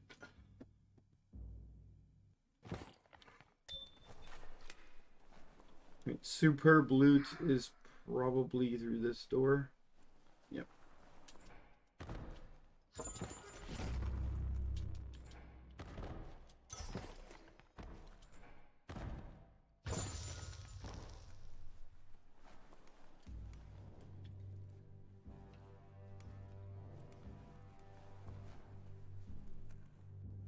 Right.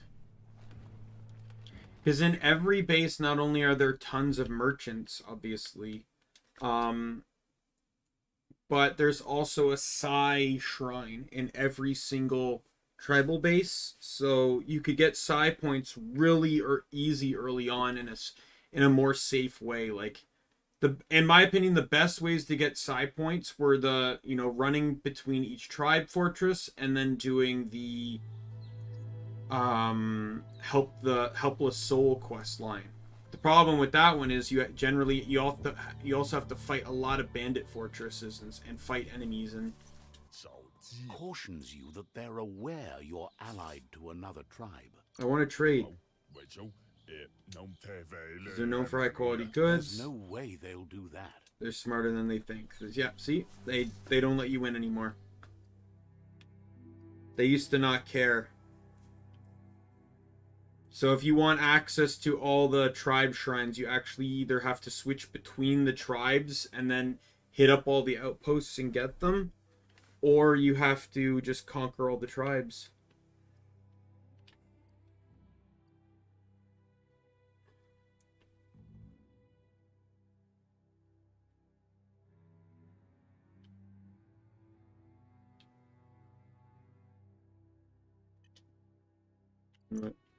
That'll be the map we start next time, because him and his friends deserve the help. I procrastinated it for so long. 4 levels this stream, not bad. Desktop, and we will switch over. Let me switch back for a second, because I want to disable that. There we go. The counter's irrelevant to anything other than Biomutant, so yeah, so that's it for the stream today. Thanks everyone that showed up for it. I appreciate that. Yeah, it's like I said, this is a very chill game. It's not always going to have a whole lot going on for it. It's more of an exploration game with combat rather than an actual like combat game or anything. But you know, it's still fun to me. Like, I like these kind of games where you're exploring and searching and discovering, and you know, as I've mentioned before, you know, my favorite thing to do in Guild Wars 2 was map completing. And I learned a lot about the maps and stuff from map completing. It was very fun. So tomorrow, I am back with Genshin Impact. I'm prepping so we can get a lot of wishes done. A lot of wishes. However, we won't wish right away. I'm going to go in and I'm going to do... I want to go in and I want to stream, or I want to get the dailies done first, because those are going to get me some rewards too that I can then also put towards maybe a few extra wishes. Who knows? But yeah, so with that said, I'm going to call it here. My name is Daimien Kamiya. I'm the Omni King, and be you friend, foe, or member of the Omni Council. I'm going to see you guys later. Goodbye.